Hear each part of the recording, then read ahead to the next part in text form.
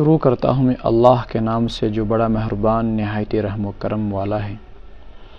الف لام میم صاد، حروف مقطعات ہیں، اللہ ہی ان کے معنی کو زیادہ بہتر جانتے ہیں۔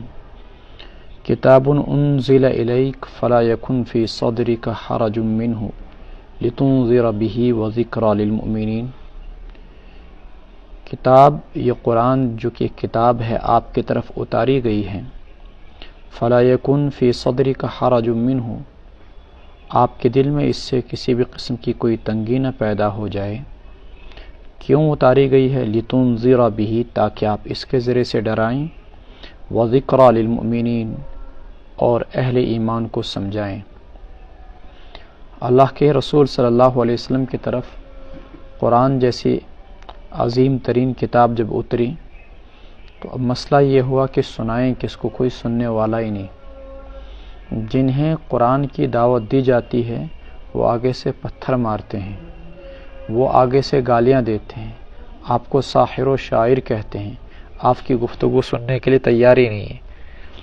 تو اس کی وجہ سے باری تعالیٰ نے کہا آپ کے دل میں لوگوں کے رویے کی وجہ سے یا قرآن کے اعراض کی وجہ سے، جو وہ قرآن سے اعراض برتتے ہیں، کوئی تنگی نہ پیدا ہو جائے۔ فلا یکن فی صدرک حرج منہ، اتارا کیوں؟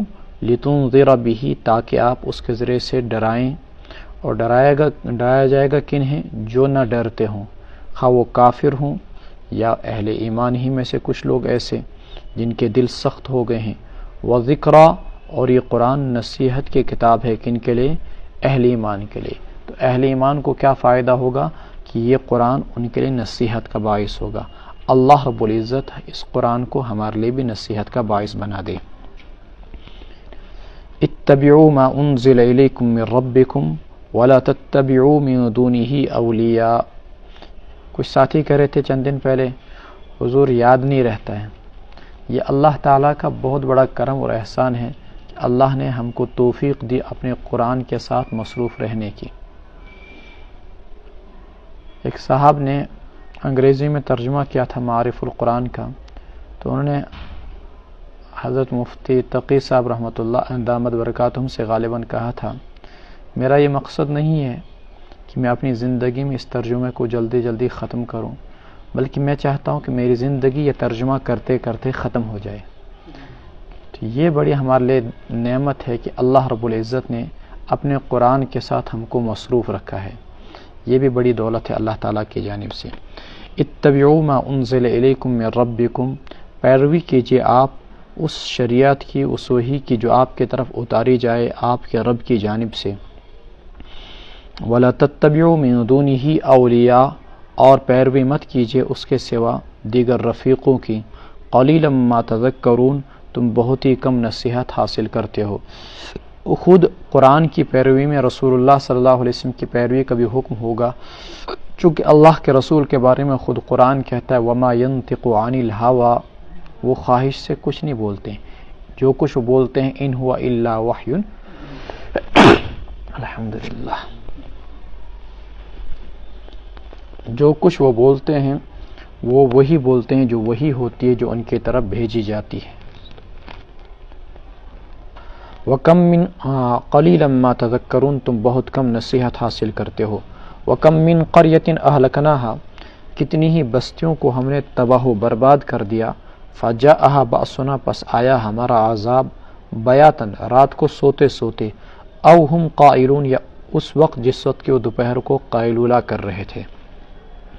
فَمَا كَانَ دَعْوَاهُمْ إِذْ جَاءَهُمْ بَأْسُنَا، پس نہ تھی ان کی پکار یا ان کی آواز جب ہماری پکڑ آئی ان کو، الا ان قالوا، مگر یہ کہ وہ کہنے لگے انا كنا ظالمین، ہم ہی لوگ ظالم تھے۔ یعنی آپ ان کے رویے سے پریشان اور مغموم نہ ہو جائیں، یہ قرآن کی طرف جھکتے نہیں، کوئی بات نہیں، قوموں کو ہم فنا کر دیتے ہیں جب وہ ایمان کو قبول کرنے سے اعراض کرتے ہیں۔ اور اللہ تعالیٰ کا جو عذاب آتا ہے وہ یہ کہہ کر نہیں آتا فلاں ڈیٹ کو آؤں گا، کیونکہ اللہ تعالیٰ کا دستور ہے ڈیٹ بتا کے عذاب کبھی نہیں آتا ہے، تاریخ بتا کے فلاں تاریخ کو فلاں دن کو آئے گا، ایسا نہیں۔ اللہ پیغمبروں کو بھیجتے ہیں، وہ سمجھاتے ہیں، وارننگ دیتے ہیں، پھر اللہ تعالیٰ مختلف طریقوں سے آزماتے ہیں، بندے ایمان قبول کریں تو سبحان اللہ، نہ کریں قبول تو پھر اللہ کا عذاب اتنا اچانک آ جاتا ہے. لوگ رات کو سوئے ہوتے ہیں، گھروں سے نکل نہیں پاتے، سیلاب آ جاتا ہے. لوگ دن کو کہیں پر قیلولہ کر رہے ہوتے ہیں، اللہ کا عذاب آ جاتا ہے اور ان کو محسوس ہی نہیں ہوتا ہے. تو اسی کو کہہ رہے ہیں فجاء بأسنا بیاتا او ہم قائلون، آ جاتا ہے ہمارا عذاب جبکہ وہ رات کو سو رہے ہوتے ہیں یا جبکہ وہ قیلولہ کر رہے ہوتے ہیں. فما کان دعواہم اذ جاءہم بأسنا، اس وقت وہ اپنے گناہوں کا اقرار و اعتراف کرتے ہیں، لیکن یہ اقرار اور یہ اعتراف کرنا کسی قابل نہیں. اب اللہ کا عذاب آ گیا تو پھر اللہ کا عذاب ٹلتا نہیں.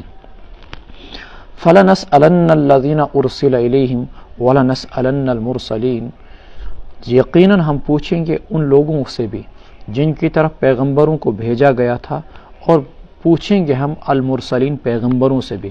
امتوں سے سوال کیا جائے گا، کیا تمہاری طرف اللہ تعالیٰ کی جانب سے کوئی پیغمبر آیا تھا؟ اور رسولوں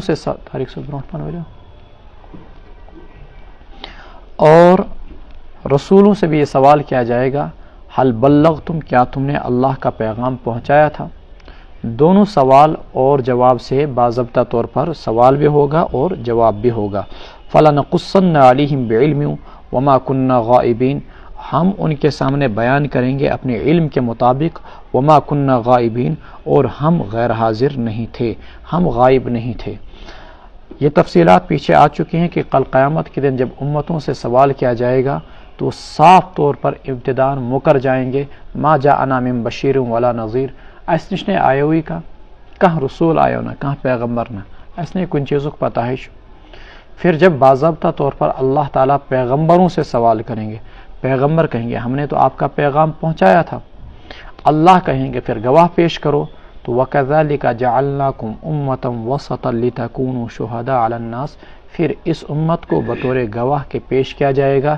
یہ امت گواہی دے گی کہ پچھلے پیغمبروں نے اللہ کے پیغام کو اپنی امتوں تک پہنچایا تھا. وَالْوَزْنُ يَوْمَئِذٍ الْحَقُّ، اور اعمال کا تولے جانا قیامت کے دن بالکل سچ اور برحق ہوگا. فَمَنْ ثَقُلَتْ مَوَازِينُهُ، جس کے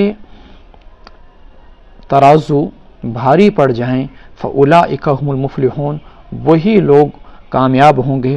وَمَنْ خَفَّتْ مَوَازِينُهُ، اور جن کے ترازو ہلکے پڑ جائیں گے، فَأُولَئِكَ الَّذِينَ خَسِرُوا أَنفُسَهُمْ، یہی تو وہ لوگ ہوں گے جنہوں نے اپنے آپ کو گھاٹے میں ڈالا ہوگا. بِمَا كَانُوا بِآيَاتِنَا يَظْلِمُونَ، اس وجہ سے کہ وہ ہمارے آیات کے ساتھ زیادتی کیا کرتے تھے.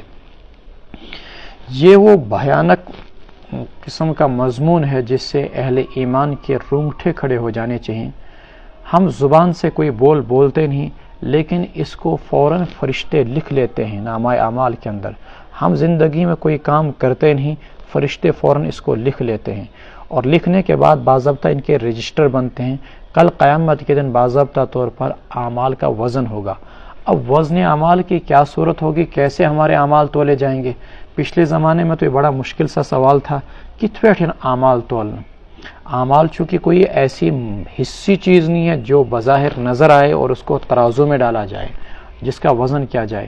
لیکن اس دور میں جبکہ گرمی اور سردی کو، حرارت و برودت کو باضابطہ طور پر ناپا جاتا ہے، بخار کو ناپا جاتا ہے، کولیسٹرول کو ناپا جاتا ہے، شوگر کو ناپا جاتا ہے، وغیرہ وغیرہ چیزوں کو، اور ان ساری چیزوں کا وزن کیا جاتا ہے. بجلی آپ کتنی خرچ کر رہے ہیں، یہ ساری چیزیں ناپی جا رہی ہیں. تو اللہ تبارک و تعالیٰ کے لیے بھی اسی طریقے سے اعمال کا تولنا کوئی مشکل نہیں ہے.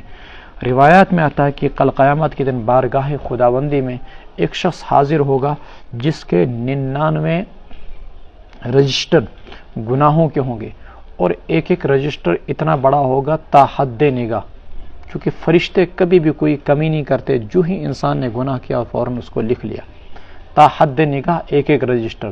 پھر یہ سارے کے سارے رجسٹر ایک ترازو کے پلڑے میں ڈالے جائیں گے. اللہ تعالیٰ بندے سے پوچھیں گے کیا میں نے کوئی تمہارے ساتھ زیادتی تو نہیں کی، ان میں دیکھ لو کوئی ایسا گناہ تو نہیں جو تم نے نہ کیا ہو. وہ کہیں گے رب العالمین جو کچھ میں نے کیا وہی سب کچھ اس میں ہے، غلط اس میں کچھ نہیں ہے. پھر اللہ تعالیٰ کہیں گے ٹھہرو، ہم آج کسی پر کوئی ظلم نہیں کریں گے. اللہ تعالیٰ ایک پرچہ نکالیں گے، اس پرچے میں لکھا ہوگا لا الہ الا اللہ محمد رسول اللہ. اسے وہ کہیں گے یہ پرچہ اور کہاں اتنا ہی گناہوں کا یہ سمندر. اللہ تعالیٰ کہیں گے دیکھو تو صحیح. پھر اس کے بعد اس لا الہ الا اللہ کو دوسرے پلڑے میں ڈالا جائے گا. کہتے ہیں وہ 99 رجسٹر ہوا میں اڑ جائیں گے اور یہ پلڑا جھک جائے گا. اتنی طاقت ہے اگر انسان لا الہ الا اللہ دل کے اخلاص کے ساتھ کہے. یہ اعمال کا مسئلہ بڑا اہم ترین ہے. ہم سوچتے ہیں کہ کچھ فرق نہیں پڑتا ہے، لیکن ابن عباس رضی اللہ تعالیٰ عنہ کی روایت باضابطہ طور پر موجود ہے، جب کل قیامت کے دن یہ ترازو لگے گا تو اس ترازو کا عالم یہ ہوگا کہ انسان کی نیکیاں ایک پلڑے میں، گناہ دوسرے پلڑے میں. اگر نیکیاں زیادہ تو جابے جنت میں تیرے باقی گناہ معاف، اور اگر گناہ زیادہ ہوئے تو اس صورت کے اندر اس کو جہنم میں ڈال دیا جائے گا. لیکن اگر نیکیاں 49 اور 51 ہوئی تو تب تو ٹھیک ہے کہ 51 نیکیاں جنت میں 49 گناہ. اگر 51 گناہ ہو گئے تو جا جہنم کے اندر. لیکن اگر 50-50 رہا معاملہ، 50 گناہ 50 نیکیاں، تو اس صورت میں شخص کو آراف میں ڈالا جائے گا. اس لیے کوشش یہ ہونی چاہیے کہ اگر انسان سے گناہ صادر ہو جائے فوراً توبہ کر کے ان گناہوں کو انسان ڈیلیٹ کرا دے اللہ تعالیٰ سے اور فرشتوں سے. اور کوشش یہ ہونی چاہیے کہ کم سے کم زندگی میں نیکیاں زیادہ ہوں اور گناہ کم ہوں. وَلَقَدْ مَكَّنَّاكُمْ فِي الْأَرْضِ، ہم نے تم کو زمین میں بسایا. وَجَعَلْنَا لَكُمْ فِيهَا مَعَائِشَ، اور تمہارے لیے اس میں زندگی کے اسباب پیدا کیے. قَلِيلًا مَا تَشْكُرُونَ، تم بہت ہی کم شکر گزاری کرتے ہو. آج کل لوگ چاند پہ چلے گئے، مریخ پہ چلے گئے، لیکن اللہ تعالیٰ نے صرف زمین پر سامان گزر بسر بنایا. اللہ تبارک و تعالیٰ نے ہوا، آکسیجن، پانی اور ساری کی ساری زمین سے اگانے کی صلاحیت، روزی اور ایک نارمل قسم کا جو اللہ تبارک و تعالیٰ نے نظام رکھا ہے زندگی گزارنے کا اور موسم کا، یہ اللہ تعالیٰ نے صرف زمین میں بنایا. چاند میں گئے تو معلوم ہوا کہ وہ جو مریخ تھا یہ چاند پہ گیا، یہاں انڈیا کا وہ، تو پتہ چلا کہ وہاں پر اتنی زیادہ سردی، 200 ڈگری سے زیادہ، چند دنوں میں ہی اس کی بیٹری ختم ہو گئی اور وہ فیل ہو گیا سارا کا سارا سسٹم. لیکن اللہ نے زمین کا نظام ایسا بنایا وَجَعَلْنَا لَكُمْ فِيهَا مَعَائِشَ، جس میں تم باضابطہ طور پر رہ سکتے ہو، جی سکتے ہو. قَلِيلًا مَا تَشْكُرُونَ، تم لوگ بہت ہی کم شکر کرتے ہو. وَلَقَدْ خَلَقْنَاكُمْ ثُمَّ صَوَّرْنَاكُمْ ثُمَّ قُلْنَا لِلْمَلَائِكَةِ اسْجُدُوا لِآدَمَ فَسَجَدُوا إِلَّا إِبْلِيسَ، ہم نے تم لوگوں کو پیدا کیا، پھر تمہاری شکلیں بنائی، پھر ہم نے فرشتوں سے کہا اسجدوا لآدم، آدم کو سجدہ کرو. فسجدوا الا ابلیس، سب نے سجدہ کیا. لم یکن من الساجدین، وہ سجدہ کرنے والوں میں سے نہیں تھا. اللہ رب العزت یہاں سے آگے تھوڑا سا حضرت آدم علیہ السلام کی پیدائش کا واقعہ اور ابلیس کی جو ازل سے انسان کے ساتھ دشمنی ہے اس کو بیان کر رہے ہیں. یہ تو آپ نے پیچھے پڑھا، اللہ تعالیٰ کا ازل ہی سے ایک پلان تھا کہ اس زمین پر انسان کو بسایا جائے گا جس کو خیر اور شر دونوں چیزیں اس میں رکھی جائیں گی برابر، اور پھر انسان کو اختیار دیا جائے گا اپنے اختیار سے وہ نیکی کرے یا بدی کرے. یہ اللہ تعالیٰ کی پلاننگ تھی. بہرحال احادیث میں آتا ہے کہ رب العالمین نے روئے زمین کے ہر کنارے سے مٹی کو جمع کیا، جس میں ہر قسم کی مٹی تھی، ہر رنگ کی مٹی تھی اور ہر قسم کی مٹی تھی. پھر اللہ تعالیٰ نے آدم کے پتلے کو بنایا. آدم کے پتلے کو بنانے کے بعد اللہ رب العزت نے ایک طویل عرصے کے بعد اس میں روح کو پھونکا، اور روح پھونکنے کے بعد جب آدم چلتا پھرتا بن گیا، اب اللہ رب العزت نے فرشتوں سے کہا حضرت آدم علیہ السلام کو ساری کی ساری زمین کے اندر جتنی بھی خاصیتیں تھیں اور جتنی بھی چیزیں ہیں ان چیزوں کے نام سکھلائے اور پھر ان کی خاصیتیں بتلائی. مثلا بھوک کیا ہے، پیاس کیا ہے وغیرہ وغیرہ، پانی کیا ہے اور اس کی خاصیت کیا ہے، روزی کیا ہے اور اس کی خاصیت کیا ہے وغیرہ وغیرہ، ساری چیزیں سکھلائی. پھر اللہ نے اس کے بعد حکم دیا باضابطہ طور پر فرشتوں کو اب اس کو سجدہ کرو. سب نے سجدہ کیا. ابلیس نے سجدے سے انکار کیا. اللہ نے کہا کیوں نہیں سجدہ کرتا؟ کہنے لگا کہ مجھے آپ نے آگ سے پیدا کیا ہے اور اس کو مٹی سے پیدا کیا ہے. آگ اونچی ہوتی ہے، مٹی پست ہوتی ہے. ایک اونچی چیز پست چیز کو سجدہ کیسے کر سکتی ہے؟ اللہ تبارک و تعالیٰ نے کہا تو یہاں سے دفع ہو جا ہمیشہ ہمیشہ کے لیے، تو مردود ہو گیا کیونکہ تو نے حکم خداوندی کی حکم عدولی کی. یہاں پر یاد رکھیے ایک دلیل وہ ہوتی ہے جس کو ہم عقل سے ثابت کرتے ہیں، دلیل عقلی. مثلا موضوع پر مسا دیکھا جائے، عقل بولتی نیچے سے ہونا چاہیے چونکہ گند نیچے لگتی ہے پاؤں کو، لیکن نقل شریعت بولتی ہے، حدیث بولتی ہے کہ نہیں اوپر سے مسا کرو. تو ہمیں عقل کو نہیں دیکھنا ہے، ہمیں نقل کو دیکھنا ہے کہ رسول اللہ صلی اللہ علیہ وسلم کا حکم کیا ہے. جب بھی دلیل نقلی اور عقلی میں ٹکراؤ ہو جائے تو وہاں پر دلیل عقلی کو چھوڑ دیا جاتا ہے، دلیل نقلی یعنی اللہ اور اس کے رسول کے فرمان کو لیا جاتا ہے. یہاں پر شیطان کی عقل یہ بول رہی ہے کہ میں اونچا ہوں، میں کیوں سجدہ کروں، لیکن بدبختہ تجھے یہ نظر نہیں آ رہا کہ اللہ کا حکم کیا ہے، اور اللہ کا حکم تیری عقل سے بھی بڑھ کر ہے، اسی وجہ سے وہ ہمیشہ ہمیشہ کے لیے مردود ہو گیا. پہلے یہ والا پارٹ دیکھ لیجئے آپ. لیکن رہتا چونکہ ان کے ساتھ تھا، فرشتوں کے ساتھ ہی رہتا تھا، اس لیے ذیل میں یہ بھی اس حکم میں شامل تھا. فَسَجَدُوا إِلَّا إِبْلِيسَ لَمْ يَكُنْ مِنَ السَّاجِدِينَ قَالَ مَا مَنَعَكَ أَلَّا تَسْجُدَ إِذْ أَمَرْتُكَ. اللہ نے کہا کس چیز نے روکا تجھے اس بات سے کہ تو سجدہ نہ کرے اسے جس کو میں نے حکم دیا ہے. قَالَ أَنَا خَيْرٌ مِّنْهُ. کہنے لگا میں اس سے بہتر ہوں. خَلَقْتَنِي مِن نَارٍ وَخَلَقْتَهُ مِن طِينٍ. آپ نے مجھ کو آگ سے پیدا کیا اور اس کو مٹی سے بنایا. قَالَ فَاهْبِطْ مِنْهَا فَمَا يَكُونُ لَكَ أَن تَتَكَبَّرَ فِيهَا فَاخْرُجْ إِنَّكَ مِنَ الصَّاغِرِينَ. اس کا ایک قیاس یہ بھی غلط تھا کہ میں آگ کی اولاد ہوں اور یہ جو ہے آدم مٹی کی اولاد ہے. ضروری نہیں کہ اگر باپ کو فضیلت حاصل ہو تو وہ بیٹے کو بھی فضیلت حاصل ہوتی ہے. نوح علیہ السلام کو فضیلت حاصل ہے لیکن ان کا بیٹا کافر کنعان اس کو تو فضیلت حاصل نہیں ہے، اس لیے اس کا قیاس ہی باطل تھا. قال فاهبط منها فما يكون لك ان تتكبر فيها فاخرج انك من الصاغرين. نفع کے لحاظ سے دیکھا جائے تو زمین زیادہ فائدہ مند ہے بنسبت آگ کے. زمین سے غذا اگتی ہے، زمین پر پانی، زمین پر چلنا پھرنا. آگ کا کچھ فائدہ نہیں، اس لحاظ سے بھی آگ سے مٹی افضل تھی. قال فاهبط منها فما يكون لك ان تتكبر فيها. اللہ نے کہا اس سے اتر جا تو یہاں سے. فما یکون لک تیرے لیے یہ نہیں ہے کہ تو یہاں پر تکبر کرتا پھرے. فخرج نکل جا تو. انک من الصاغرین تو ذلیل و خوار لوگوں میں سے ہے. قال انظرنی الی یوم یبعثون. کہنے لگا مجھے مہلت دیجئے اس دن تک جس دن کے لوگوں کو اٹھایا جائے گا. اللہ نے کہا انک من المنظرین. قال انک من المنظرین. تو ان لوگوں میں سے جن کو مہلت دی گئی. کب تک اس کو مہلت ہے؟ یہاں پر تو بظاہر کہا گیا کہ قیامت کے دن تک، لیکن دوسری جگہ ہے قرآن میں الی یوم الوقت المعلوم، ایک متعینہ دن تک. اب علماء نے کہا احادیث سے بات ثابت ہوتی ہے کہ اس کو جو مہلت دی گئی ہے وہ نفخہ اولا تک، قیامت کے دن جس دن سور پھونکا جائے گا اور زمین و آسمان کو تباہ و برباد کر دیا جائے گا، اس میں جو پہلی پھونک حضرت اسرافیل علیہ السلام ماریں گے اور اس وقت جو ساری کے ساری مخلوقات زمین پر زندہ ہوں گی ان سب کو ہلاک کر دیا جائے گا، اسی وقت اس کو بھی ہلاک کر دیا جائے گا. قال فبما اغویتنی. کہنے لگا اس وجہ سے کہ تو نے مجھے ہدایت سے محروم کر دیا. لاقعدن لهم صراطک المستقیم. میں آپ کے سیدھے راستے پر بیٹھ جاؤں گا. ثم لآتینہم.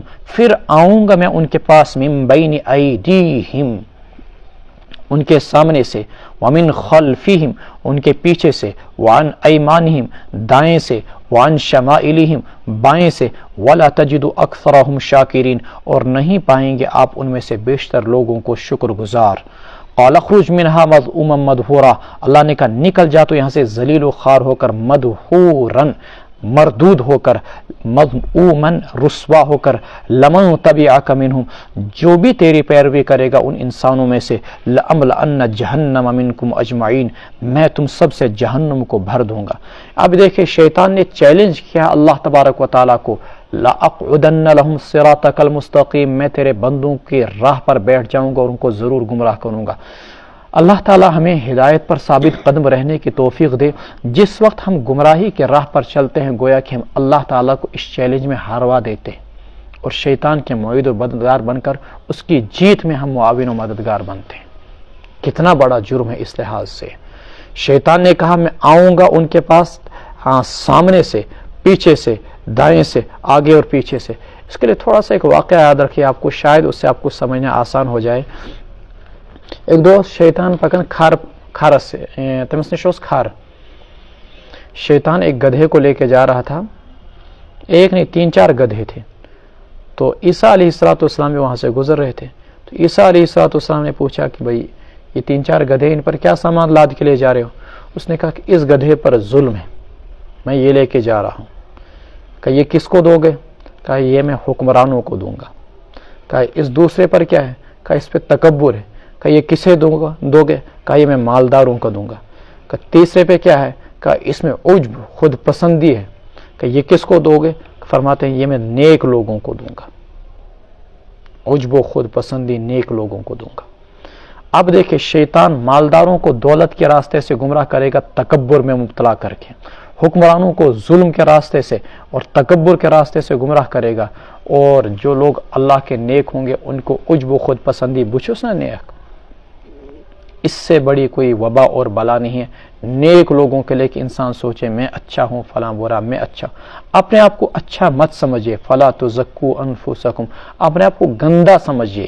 هو اعلم بمن اتقى، جس نے اپنے آپ کو اچھا سمجھ لیا، سمجھ لیجئے کہ شیطان اس پر وار کرنے میں کامیاب ہو گیا اور شیطان نے اس کو عجب کے تکبر میں مبتلا کر دیا، نیکی کے تکبر میں مبتلا کر دیا.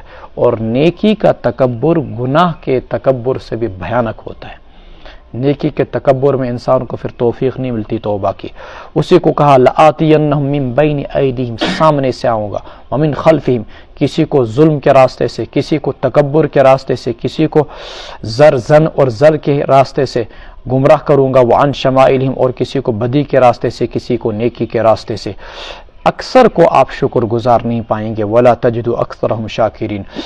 قال اخرج منها مذءوما مدحورا، اللہ نے اس کو وہاں سے اب دھتکار دیا. وَيَا آدم اسکن انت، اب کیا ہو گیا آگے؟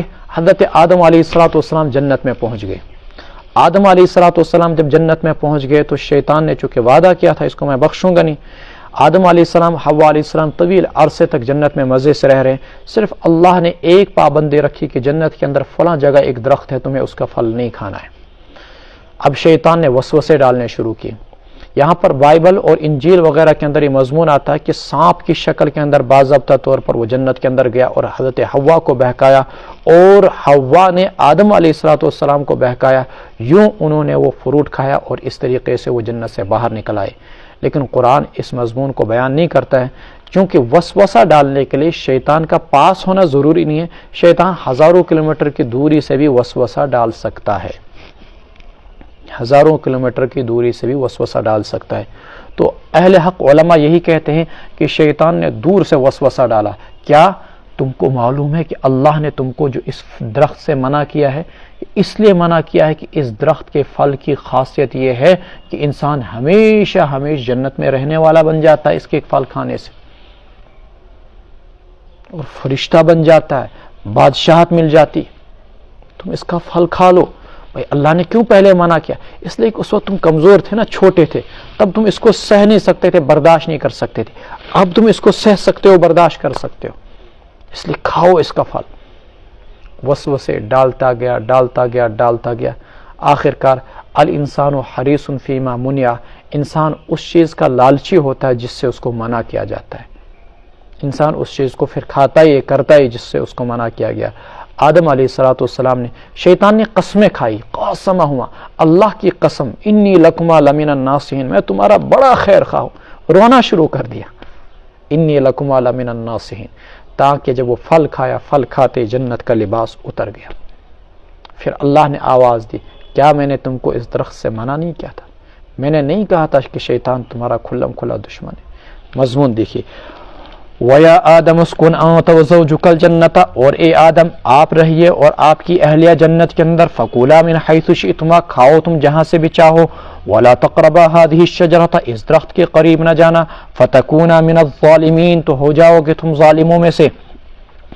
فَوَسْوَسَ لَهُمَا الشَّيْطَانُ لِيُبْدِيَ لَهُمَا مَا وُرِيَ عَنْهُمَا مِنْ سَوْآتِهِمَا، شیطان نے ان دونوں کو وسوسہ ڈالا. دیکھیے یہاں پر قرآن نے اما حوا کو بری کر دیا. تورات میں اور انجیل میں، انجیل میں جو حضرت حوا پر الزام لگایا گیا تھا کہ وسوسہ اس کو ڈالا اور اسی نے حضرت آدم علیہ السلام کو بہکایا، قرآن کریم نے یہاں پر دونوں پر کہا کہ دونوں کو وسوسہ ڈالا اور دونوں نے پھل کھایا تھا. اس لیے یہ عورت پر نسوانیت پر اسلام کا عظیم احسان ہے کہ اس الزام سے عورت کو بری کر دیا، ورنہ ہمیشہ عورت کو گالیاں پڑتی کہ تو نے ہم کو جنت سے نکلوایا۔ فوسوس لهم الشیطان لیبدی لهما ما وري عنهما من سوآتهما، تاکہ ان کی شرمگاہیں جو ایک دوسرے سے مستور تھی، چھپی ہوئی تھی، وہ ان کو ایک دوسرے کے سامنے بے پردہ کر دے۔ لیبدی لہما، بے پردہ کر دے ان دونوں کے لیے، ما وریا عنہما، جو مستور تھی، چھپی ہوئی تھی، من سوآتہما، ان کی شرمگاہیں۔ وقال ما نہاکما ربکما عن هذه الشجرہ، اور کہنے لگا شیطان، نہیں روکا تمہارے رب نے تم کو اس درخت سے مگر اس وجہ سے کہ ان تکونا ملکین، کہ ہو جاؤ تم فرشتے، او تکونا من الخالدین، یا ہو جاؤ تم ہمیشہ رہنے والوں میں سے۔ شیطان کس راستے سے گمراہ کرتا ہے؟ یعنی بدی کو اچھائی بنا کر پیش کرتا ہے، بدی کو اچھائی بنا کر پیش کرتا ہے، گناہ کو نیکی بنا کر پیش کرتا ہے۔ کہا اس کی خاصیت یہ ہے کہ تم فرشتے بن جاؤ گے، اس کی خاصیت یہ ہے کہ تم ہمیشہ رہنے والوں میں سے بن جاؤ گے۔ وقاسمہما، اور قسمیں کھانے لگا ان دونوں کے سامنے، انی لکما لمن الناصحین، کہ میں ہوں تم دونوں کا خیر خواہ۔ فدلاہما بغرور، دلا یدلی تدلیتا، پس نیچے اتارا اس نے ان کو غرور، دھوکے کے ساتھ۔ فلما ذاق الشجرۃ، ہوا کیا؟ قرآن کہتا جو ہی انہیں درخت کا ذائقہ چکھ لیا، بدت لہما سوآتہما، ان کی شرمگاہیں ان کے سامنے کھل گئی، وطفقا یخصفان علیہما من ورق الجنہ، اور وہ اپنے آپ پر جنت کے پتے چپکانے لگے۔ وناداہما ربہما، اور ان کو ان کے رب نے آواز دی، الم انہکما عن تلکما الشجرۃ، کیا میں نے تم کو اس درخت سے منع نہیں کیا تھا؟ وَأَقُلْ لَكُمَا، اور تم سے میں نے نہیں کہہ دیا تھا، ان الشیطان لکما عدو مبین، کہ شیطان تمہارا کھلم کھلا دشمن ہے۔ معلوم ہوا کہ آدم علیہ السلام کا فوراً اپنے جسم پر پتے چپکانا یہ اس بات پر دلالت کرتا ہے کہ انسان کی اصل نیچر، اصل فطرت یہ ہے کہ اس کے جسم پر لباس ہونا چاہیے، اور یہ کہ جب سے انسان پیدا ہوا تب سے ہی وہ اپنے جسم پر لباس رکھتا ہے، ایسا نہیں کہ وہ جانوروں کی طرح بے پردہ ہو۔ قال ربنا ظلمنا انفسنا، کہا ان دونوں نے ربنا ظلمنا انفسنا، اے اللہ ہم نے اپنے آپ پر ظلم ڈھایا، وَإِن لَمْ تَغْفِرْ لَنَا وَتَرْحَمْنَا، اگر آپ ہمیں بخش نہ دیں اور ہم پر رحم نہ کھائیں، لَنَكُونَنَّ مِنَ الْخَاسِرِينَ، تو ہم ہو جائیں گے نقصان اٹھانے والوں میں سے۔ قَالَ اهْبِطُوا بَعْضُكُمْ لِبَعْضٍ عَدُوٌّ، اللہ نے کہا اتر جاؤ، تم میں سے بعض کے دشمن ہوں گے۔ وَلَكُمْ فِي الْأَرْضِ مُسْتَقَرٌّ وَمَتَاعٌ إِلَىٰ حِينٍ، اور تمہیں زمین میں رہنا ہے ایک عرصے تک، وَمَتَاعٌ، پھر فائدہ اٹھانا ہے ایک عرصے تک۔ قَالَ فِيهَا تَحْيَوْنَ، اللہ نے کہا اسی میں تم جیو گے، وَفِيهَا تَمُوتُونَ، اور اسی میں تم مرو گے، وَمِنْهَا تُخْرَجُونَ، اور اسی زمین سے تم نکال کر اللہ کے بارگاہ میں پیش کیے جاؤ گے۔ تو یہ وہ دعائیں ہیں، ربنا ظلمنا انفسنا۔ روایات میں آتا ہے کہ آدم علیہ السلام آسمان سے زمینوں پر آئے، جب اللہ نے کہا اتر جاؤ، اب زمین پر آئے تو کون سی جگہ اترے؟ کچھ روایت میں آتا ہے کہ سران دیپ جو سری لنکا کا ایک باضابطہ حصہ ہے، اور وہیں پر ایک پہاڑ بھی ہے کوہ آدم کے نام سے، وہاں پر حضرت آدم علیہ السلام اترے، اور پھر طویل عرصے تک آدم علیہ السلام روتے رہے، اتنا رویا کہ یہاں پر باضابطہ رونے کی وجہ سے نالیاں بن گئی۔ اللہ تعالیٰ کی طرف سے دعا القا ہوئی، ربنا ظلمنا انفسنا، یہ دعا کہیے، اے اللہ ہم نے اپنے آپ پر بڑا ظلم ڈھایا ہے، اگر تو نہ بخشے، تو نہ رحم کرے، لَنَكُونَنَّ مِنَ الْخَاسِرِينَ۔ ہم سب لوگ اسی دعا کے مستحق ہیں، صرف حضرت آدم علیہ السلام ہی نہیں بلکہ ہم بھی اس بات کے مستحق ہیں کہ ہم بھی اللہ سے کہیں ربنا ظلمنا انفسنا وَإِن لَمْ تَغْفِرْ لَنَا وَتَرْحَمْنَا لَنَكُونَنَّ مِنَ الْخَاسِرِينَ۔ بہرحال اللہ رب العزت نے جب ان کو زمین پر اتارا، اللہ نے ان کی توبہ کو قبول کیا۔ اب کہا گیا بعضکم لبعض عدو، تم میں سے بعض کے دشمن ہیں۔ مفسرین نے دونوں تشریح کی، انسان شیطان کا دشمن، شیطان انسان کا دشمن، اور یہ بھی تشریح کی کہ تم میں سے بعض کے دشمن، یعنی ایک انسان دوسرے انسان کا دشمن، جیسا کہ آج آپ دنیا کے اندر دیکھتے ہیں۔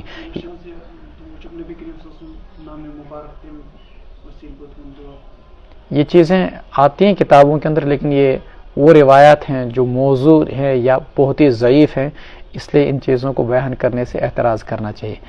یا بنی آدم قد انزلنا علیکم لباسا یواری سوآتکم وریشا، کسی بھی صحیح احادیث میں یہ چیزیں نہیں۔ یا بنی آدم قد انزلنا علیکم لباسا یواری سوآتکم وریشا ولباس التقوی ذالک خیر ذالک من آیات اللہ لعلہم یذکرون، اے آدم کی اولاد، قد انزلنا علیکم اتارا ہم نے تمہارے لیے لباس، یواری سوآتکم جو تمہاری شرمگاہوں کو چھپاتا ہے، وریشن اور زینت کی غرض سے لباس اتارا، ولباس التقوی ذالک خیر تقوی کا لباس ہی بہتر ہے، ذالک من آیات اللہ یہ اللہ تعالیٰ کی نشانیاں ہیں تاکہ وہ لوگ نصیحت حاصل کریں۔ یہاں اللہ تعالیٰ نے اپنی نعمتوں میں سے ایک نعمت لباس کو بھی شمار کیا اور کہا کہ یہ لباس زمین پر تم لوگوں نے پہننا شروع نہیں کیا بلکہ یہ آسمان ہی سے اللہ تعالیٰ سے تمہارے لیے حکم آیا ہے کہ تم لباس کو پہنو۔ لباس کہ قرآن نے یہاں جو مقاصد بیان کیے ہیں وہ دو مقصد بیان کیے ہیں، یواری سوآتکم، نمبر ایک مقصد یہ کہ وہ تمہاری شرمگاہوں کو چھپائے، نمبر دو یہ کہ وہ تمہارے لیے زینت کا باعث ہوتا ہے۔ اب شرمگاہ کو جو چھپائے وہی لباس اصل لباس ہے۔ معلوم ہوا کہ جو لباس انتہائی باریک جیسے کہ آج کل لوگ پہنتے ہیں وہ لباس نہیں، جو لباس انتہائی تنگ جس سے کہ انسان کے اعضائے مخفیہ نظر آئے وہ لباس کے حکم نہیں۔ اور اسی طریقے سے آج کل جو ہاف لباس پہنایا جاتا ہے عموماً لڑکیوں کو زیادہ طور پر یا لڑکوں کو بھی، وہ لباس کے حکم میں نہیں، چونکہ قرآن نے کہا یواری سوآتکم جو تمہاری شرمگاہوں کو چھپانے کی جگہوں کو چھپائے۔ جب وہ چھپانے کے لائق نہیں، ادھورا لباس ہو، تنگ ہو اور چست ہو اور باریک ہو تو گویا کہ وہ لباس نہیں ہے۔ دوسرا مقصد قرآن کریم نے بیان کیا وریشا، کہ لباس یہ زینت کے لیے ہوتا ہے۔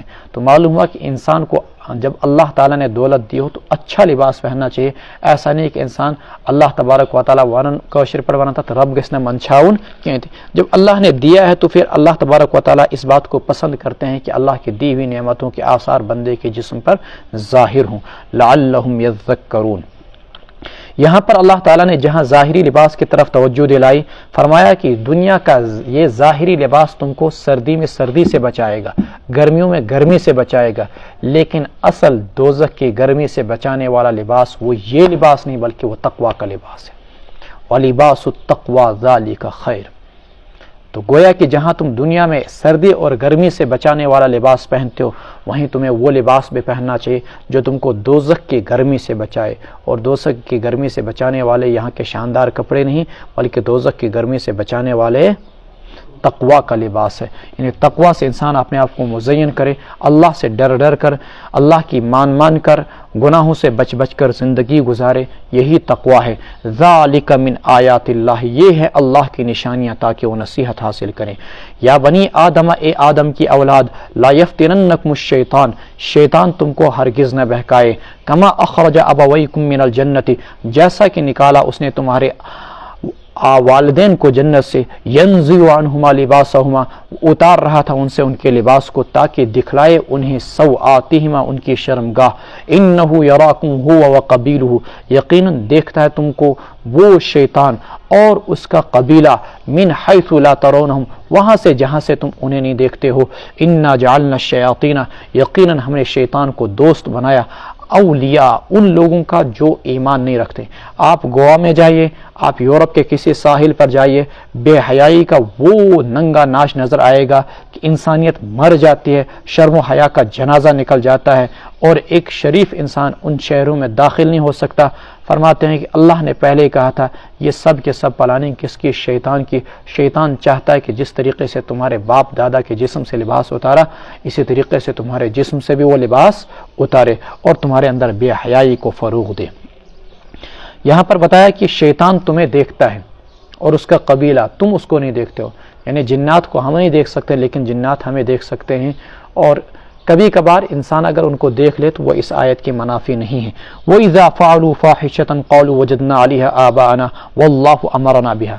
عرب والوں میں رواج یہ تھا کہ وہ خانہ کعبہ کا طواف کیا کرتے تھے اسلام سے پہلے بھی، اور اس کو مقدس مانا کرتے تھے۔ قریش اپنے آپ کو بولا کرتے تھے ہومس، کہ ہم خانہ کعبہ کے نگراں، محافظ اور پاسباں ہیں، اور ہم لوگ نیک ہیں، ہم پاک و صاف ہیں، اور عرب کے جتنے باقی لوگ ہیں وہ ناپاک ہیں۔ پھر کہتے تھے کہ جن کپڑوں کو پہن کر تم لوگ گناہ کرتے ہو انہی کپڑوں کو پہن کر خانہ کعبہ کا طواف کیسے کر سکتے ہو؟ لہٰذا تمہیں اگر خانہ کعبہ کا طواف کرنا ہوگا تو یا تو ہمس یعنی قریش کے کپڑوں کو پہن کر خانہ کعبہ کا طواف کرنا ہوگا، کیونکہ ہم لوگ پاک باز ہیں۔ تو اب باضابطہ طور پر کپڑے کرائے پہ دیے جا رہے ہیں، ٹھیک ہے ہم تم کو کپڑے دیں گے طواف کرنے کے لیے، لیکن اس کا کرایہ وصول کیا جائے گا۔ اب جن کو کپڑے دستیاب نہیں ہیں تو ان کو باضابطہ پھر ننگا طواف کرنا پڑتا تھا، ننگا طواف کرنا پڑتا تھا۔ قرآن کریم نے یہاں پر اسی رسم بد کی بارے میں گفتگو کی اور فرمایا کہ جب ان سے کہا جاتا کہ تم یہ ننگا طواف کیوں کرتے ہو تو کہتے ہم نے اپنے آبا و اجداد کو اسی طریقے سے پایا کہ وہ بھی خانہ کعبہ کا ننگا طواف کیا کرتے تھے۔ تو اس پر اللہ تعالیٰ نے یہاں پر تو جواب نہیں دیا، دوسری جگہ یہ بات کہی کہ خواہ تمہارے آبا و اجداد کچھ بھی غلط کر لیں تو تم ان کی بات مان لو گے، تمہارے پاس اپنی عقل نہیں ہے۔ دیکھیے، اور دوسری بات یہ کہا کرتے تھے کہ اللہ ہی نے ہم کو ننگا طواف کرنے کا حکم دیا۔ اللہ نے اس کا جواب دیا کہ اللہ تعالیٰ اسی فحش اور بے حیائی کے کاموں کا حکم نہیں دیتے ہیں۔ وَإِذَا فَعَلُوا فَاحِشَةً قَالُوا وَجَدْنَا عَلَيْهَا آبَاءَنَا، اور جب وہ کسی بے حیائی کا ارتکاب کرتے ہیں یوں کہتے ہیں کہ ہم نے اپنے آبا و اجداد کو اس پر پایا۔ وَاللَّهُ أَمَرَنَا بِهَا، اور اللہ نے ہم کو اس کا حکم دیا۔ قل، آپ کہہ دیجئے، ان اللہ لا یأمر بالفحشاء، اللہ تعالیٰ فحش باتوں کا حکم نہیں دیتے۔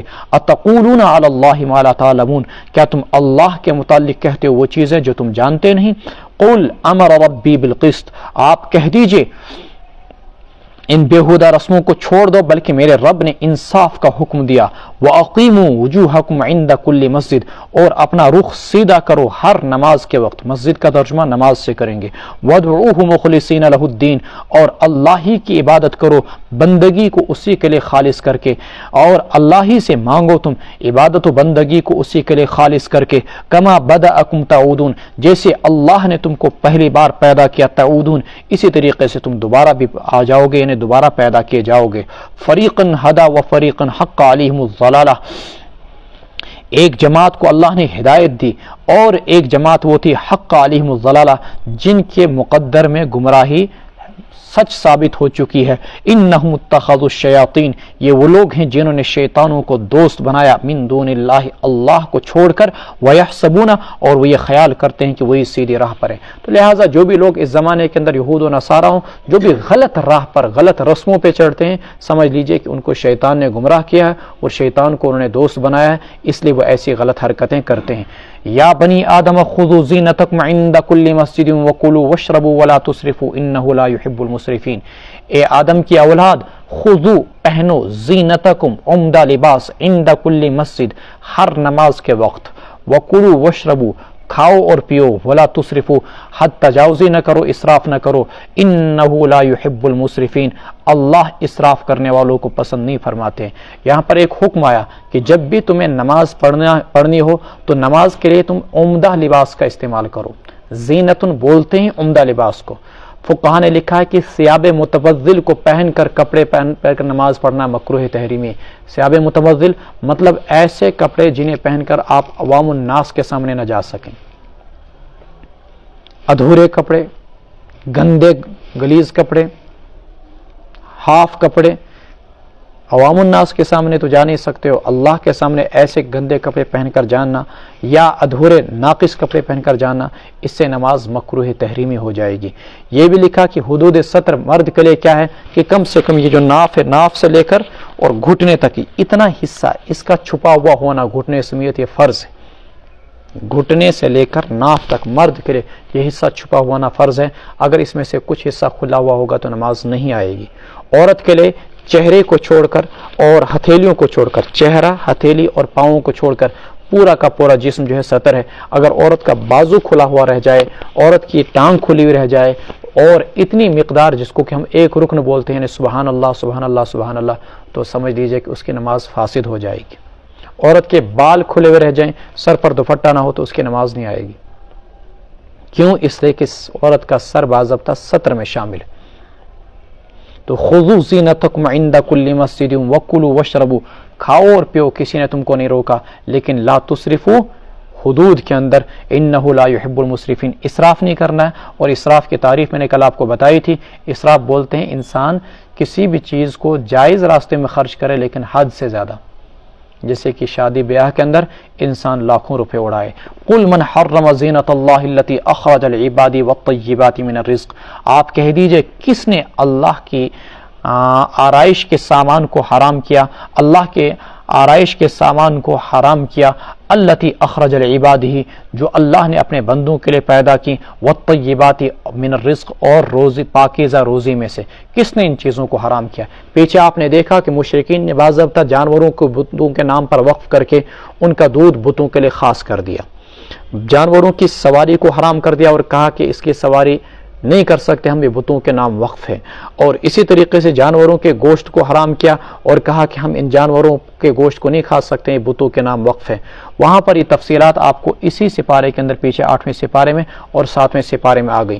یہاں پر ابھی آپ نے دیکھا لباس کو بھی حرام کر دیا، تو اللہ فرماتے ہیں بتاؤ تو صحیح یہ جو تم لباس کو حرام کرتے ہو کس نے تم کو اس کا حکم دیا؟ بتاؤ تو صحیح یہ تم گوشت کو حرام کرتے ہو، دودھ کو حرام کرتے ہو اور مختلف چیزوں کو حرام کرتے ہو، یہ کس نے حرام کیا؟ شاید چیت حیدر پور تے رواج دہن دون چھنے کھیون یہ تھے کشیر مش رواج غالباً دہن دون چھنے ماز کھیون آج فلانی پیر صبح گمتے دہ دو، کچھ جگہوں پر ایسے پیروں کے نام پر رواج ہے۔ تو یہ جو گوشت کو مخصوص دنوں پر حرام کر دیتے ہیں اپنے کے لیے، یہ وہی جاہلیت کی رسمیں ہیں۔ خصوصاً قریش وہ بھی حج کے ایام میں گوشت نہیں کھایا کرتے تھے، اور یہ تشن کھیون فلینی دوش نماز کھون کہتے، یہ وہی جاہلیت کی رسمیں ہیں، اسلام سے ان رسموں کا کوئی تعلق نہیں۔ قُلْ هِيَ لِلَّذِينَ آمَنُوا فِي الْحَيَاةِ الدُّنْيَا خَالِصَةً يَوْمَ الْقِيَامَةِ، آپ کہہ دیجئے یہ جو نعمتیں ہیں اللہ تعالیٰ کی روزی کی ہوں یا لباس کی، ہی للذین آمنوا یہ اہل ایمان کے لیے ہیں دنیاوی زندگی میں بھی، اور خالص ہوں گی صرف اہل ایمان ہی کے لیے قیامت کے دن، خالصۃ یوم القیامہ، کذالک نفصل الآیات لقوم یعلمون۔ بعض مفسرین اس طریقے سے ترجمہ کیا جو نعمتیں اہل ایمان کے لیے ہیں دنیاوی زندگی میں، قیامت کے دن اہل ایمان ہی کے لیے خالص ہوں گی۔ کذالک نفصل الآیات لقوم یعلمون، اسی طریقے سے ہم تفصیل کے ساتھ آیات بیان کرتے ہیں ان لوگوں کے لیے جو کہ جانتے ہیں۔ قل انما حرم ربی الفواحش ما ظہر منها وما بطن، آپ کہہ دیجئے میرے رب نے فحش باتوں کو، بے حیائی کی چیزوں، بے حیائی کے کاموں اور بے حیائی کے باتوں کو حرام قرار دیا، ما ظہر منها وما بطن جو ظاہر ہوں وہ بھی، وما بطن اور جو چھپی ہوں وہ بھی، والاثم اور گناہ کو حرام قرار دیا، والبغی بغیر الحق اور ناحق زیادتی کو حرام قرار دیا، وان تشرکوا باللہ اور اس چیز کو حرام قرار دیا کہ تم اللہ کے ساتھ شریک ٹھہراؤ، ما لم ينزل به سلطانہ ایسی چیزوں کو جس کی اللہ نے کوئی دلیل نہیں اتاری، وان تقولوا علی اللہ اور اس چیز کو حرام قرار دیا کہ تم اللہ کے متعلق کہو وہ باتیں ما لا تعلمون تم جانتے نہیں ہو۔ تو اس آیت میں ہر وہ بے حیائی جو چھپ کر لڑکیوں کے ساتھ دوستی ہو وہ بھی حرام، اعلانیہ ہو وہ بھی حرام، چیٹنگ ہو وہ بھی حرام، فونوں پر باتیں وہ بھی حرام، چونکہ سب بے حیائی کے کاموں میں آتی ہیں، ما ظہر منہا وما بطن، وہ اعلانیہ گفتگو یا چھپ کر، والاسم اور گناہ وہ بھی حرام، والبغی بغیر الحق اور ناحق قسم کی زیادتی وہ بھی حرام، وان تشرکوا باللہ ما لم ينزل به سلطانہ اور اللہ کے ساتھ کسی چیز کو شریک ٹھہرانا یہ بھی حرام۔ مفسرین نے لکھا یہاں پر ان تقولوا علی اللہ ما لا تعلمون کہ تم اللہ کے متعلق ایسی باتیں کہو جو تم جانتے نہیں ہو، یہ بھی حرام۔ معلوم ہوا کہ ایسی روایت کا رسول اللہ صلی اللہ علیہ وسلم کی طرف منسوب کرنا جس کے بارے میں یہ بات معلوم ہو کہ روایت موضوع ہے، جائز نہیں، حرام ہے۔ موضوع روایت کو، من گھڑت روایت کو بیان کرنا حرام ہے، جبکہ پتہ ہے کہ اللہ کے رسول صلی اللہ علیہ وسلم کا کلام نہیں بلکہ من گھڑت ہے۔ وَأَن تَقُولُوا عَلَى اللَّهِ مَا لَا تَعْلَمُونَ، ہاں یہ کہہ کر بیان کر سکتے ہیں کہ یہ روایت من گھڑت ہے، موضوع ہے۔ کوئی روایت سندن انتہائی ضعیف و کمزور ہے تو بیان کر سکتے ہیں، لیکن ساتھ میں یہ وضاحت بھی ہو جانی چاہیے کہ اس کی سند کمزور ہے۔ وَلِكُلِّ أُمَّةٍ أَجَلٌ ہر قوم کے لیے اللہ نے ایک مدت متعین کی ہے، فَإِذَا جَاءَ أَجَلُهُمْ پس جب ان کی وہ مدت آ جاتی ہے، لَا يَسْتَأْخِرُونَ سَاعَةً وَلَا يَسْتَقْدِمُونَ تو نہ وہ ایک گھڑی پیچھے ہوتے ہیں، وَلَا يَسْتَقْدِمُونَ اور نہیں آگے ہوتے ہیں، یعنی جس قوم کے فنا کا جو وقت متعین ہے اللہ کے یہاں، جس فرد کی موت کا وقت جو متعین ہے اللہ کے یہاں، اس میں ایک گھڑی آگے پیچھے نہیں ہوتا ہے۔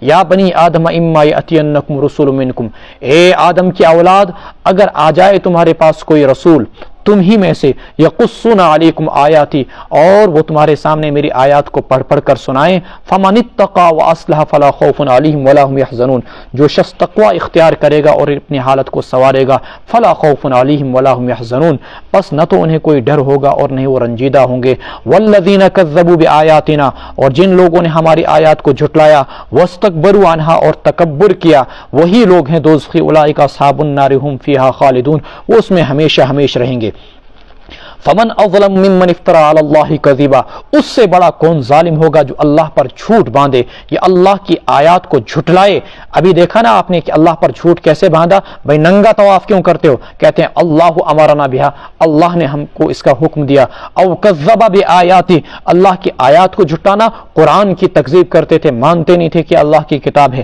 اولئک ینالهم نصیبهم من الکتاب ان کافروں کو دنیا ہی میں ان کا جو مقدر کا حصہ ہوگا وہ مل جائے گا حتی اذا جاءتهم رسولنا یہاں تک کہ جب آ جائیں ہمارے پاس ان کے وہ فرشتے جو کہ روح قبض کرنے والے ہوتے ہیں یتوفونہم اور وہ ان کی روحوں کو قبض کریں گے قالوا اینما کنتم تدعون من دون اللہ فرشتے ان سے کہتے ہیں کہاں ہیں وہ معبودان باطلہ جن کو تم خدا کو چھوڑ کر معبود سمجھتے تھے قالوا ضلوا عنا وہ کہیں گے سب ہم سے غائب ہو گئے وشہدوا علی انفسہم آج وہ خود اپنی آپ کے بارے میں گواہی دیں گے کہ وہ کافر لوگ تھے قال ادخلوا فی امم قد خلت من قبلکم من الجن والانس فی النار اللہ کہیں گے داخل ہو جاؤ تم بھی انہی گروہوں میں جو تم سے پہلے گزر گئے جنات اور انسانوں میں سے یعنی تم سے پہلے جو جنات اور انسان دوزخ میں جا چکے ہیں تم بھی ان کے ساتھ شامل ہو کر دوزخ میں چلے جاؤ ادخلوا داخل ہو جاؤ ان گروہوں کے ساتھ جنات اور انسانوں میں دوزخ میں اندر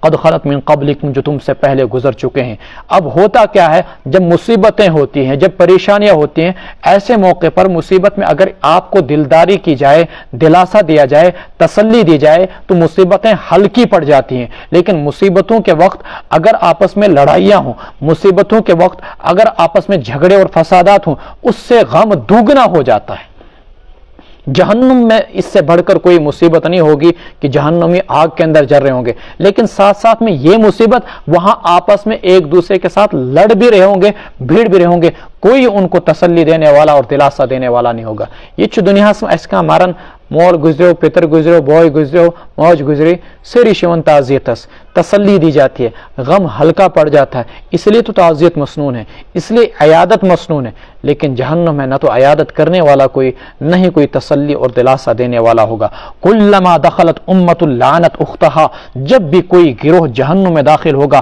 لعنت اختہا وہ اپنے ہی جیسے ہم مثل گروہ کو لعنت کرے گا حتی اذا دارکوا فیہا جميعا یہاں تک کہ جب وہ جہنم میں سب کے سب اکٹھے ہو جائیں گے جہنمی قالت اخراہم لأولاہم کہیں گے وہ لوگ جو بعد میں آنے والے ہوں گے دنیا میں لأولاہم اپنے سے پہلوں کے لیے ربنا ہؤلاء اضلونا اے اللہ ان پہلوں نے ہم کو گمراہ کیا تھا ان سرداروں نے ہم کو گمراہ کیا تھا فآتہم عذابا ضعفا من النار الہی ان کو دوگنا عذاب دے دے قال لکل ضعف ولکن لا تعلمون اللہ کہیں گے سبھی کے لیے دوگنا عذاب ہے لیکن تم لوگ سمجھتے نہیں ہو وقالت اولاہم لاخراہم اور کہیں گے پہلے والے بعد والوں کو فما کان لکم علینا من فضل آج تمہارا ہم پر کوئی فضیلت نہیں ہے تم کو ہم پر حاصل فذوقوا العذاب چکھو تم بھی عذاب کا مزہ بما کنتم تکسبون اپنے ان کرتوتوں کی وجہ سے جو تم جہنم میں دنیا میں کیا کرتے تھے ان الذین کذبوا بآیاتنا اللہ نے ایک دستور بتا دیا کہ جس طریقے سے باضابطہ طور پر ایک سوئی کے ناکے کے اندر اونٹ داخل نہیں ہو سکتا ہے یہ ناممکن ہے اسی طریقے سے ان لوگوں کا جنت میں داخل ہونا ناممکن ہے جو ایمان والے نہیں ہیں کافروں کا مشرکوں کا اور یہود و نصارہ کا جو اللہ کے رسول پر ایمان نہیں رکھتے ان کا جہنم میں جانا جنت میں جانا اسی طریقے سے ناممکن ہے جیسے کہ سوئی کے ناکے کے اندر اونٹ کا داخل ہونا دیکھیے مضمون آگے ان الذین کذبوا بآیاتنا گویا کہ معیار طے کر دیا گیا بلا شبہ جن لوگوں نے ہماری آیات کو جھٹلایا واستکبروا عنہا اور تکبر کیا لا تفتح لهم ابواب السماء ان کے لیے آسمان کے دروازے نہیں کھولے جائیں گے یعنی جنت کے چونکہ جنت اوپر آسمانوں میں ہی ہے ولا يدخلون الجنت اور نہیں وہ جنت کے اندر داخل ہوں گے حتی یلج الجمل فی سم الخیاط جب تک کہ اونٹ سوئی کے ناکے میں داخل نہ ہو جائے اور اونٹ سوئی کے ناکے میں داخل ہو سکتا ہے نہیں، تو گویا کہ یہ بھی جنت میں کبھی داخل نہیں ہو سکتے. اس کو بولتے ہیں تعلیق بالمحال.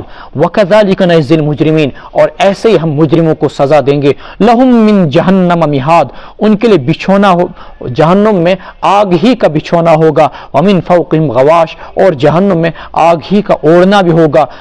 وَكَذَلِكَ نَجْزِي الظَّالِمِينَ، نیچے سے بھی آگ اوپر سے بھی آگ، ایسے ہم ظالم لوگوں کو سزا دیا کرتے ہیں.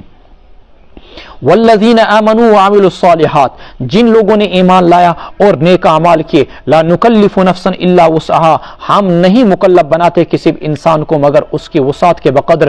اولئک اصحاب الجنت، یہی ہیں وہ لوگ جو جنتی ہیں. ہم فیہا خالدون، اس میں ہمیشہ ہمیشہ رہیں گے. اللہ نے یہاں پر فرمایا کہ ہم کسی بھی انسان کو مکلف نہیں بناتے مگر اس کی وسعت کے بقدر.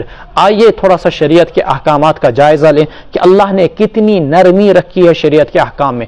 حج، اللہ تعالیٰ نے غریب کو طاقت نہیں تھی، اللہ نے غریب پر فرض نہیں کیا. یہ نہیں بولا جا پیدل اور وہیں کماتے جا اور حج کرتے جا، بلکہ اگر پیسہ ہے تو حج کرو گے، نہیں ہے تو غریب پر حج فرض نہیں ہے. زکوٰۃ اللہ نے غریب پر فرض نہیں کی چونکہ تیرے پاس طاقت نہیں ہے. اللہ نے کہا لا نکلف نفسا الا وسعها، جس کے پاس طاقت نہیں ہم اس کو مکلف نہیں بنائیں گے. زکوٰۃ غریب پر فرض نہیں.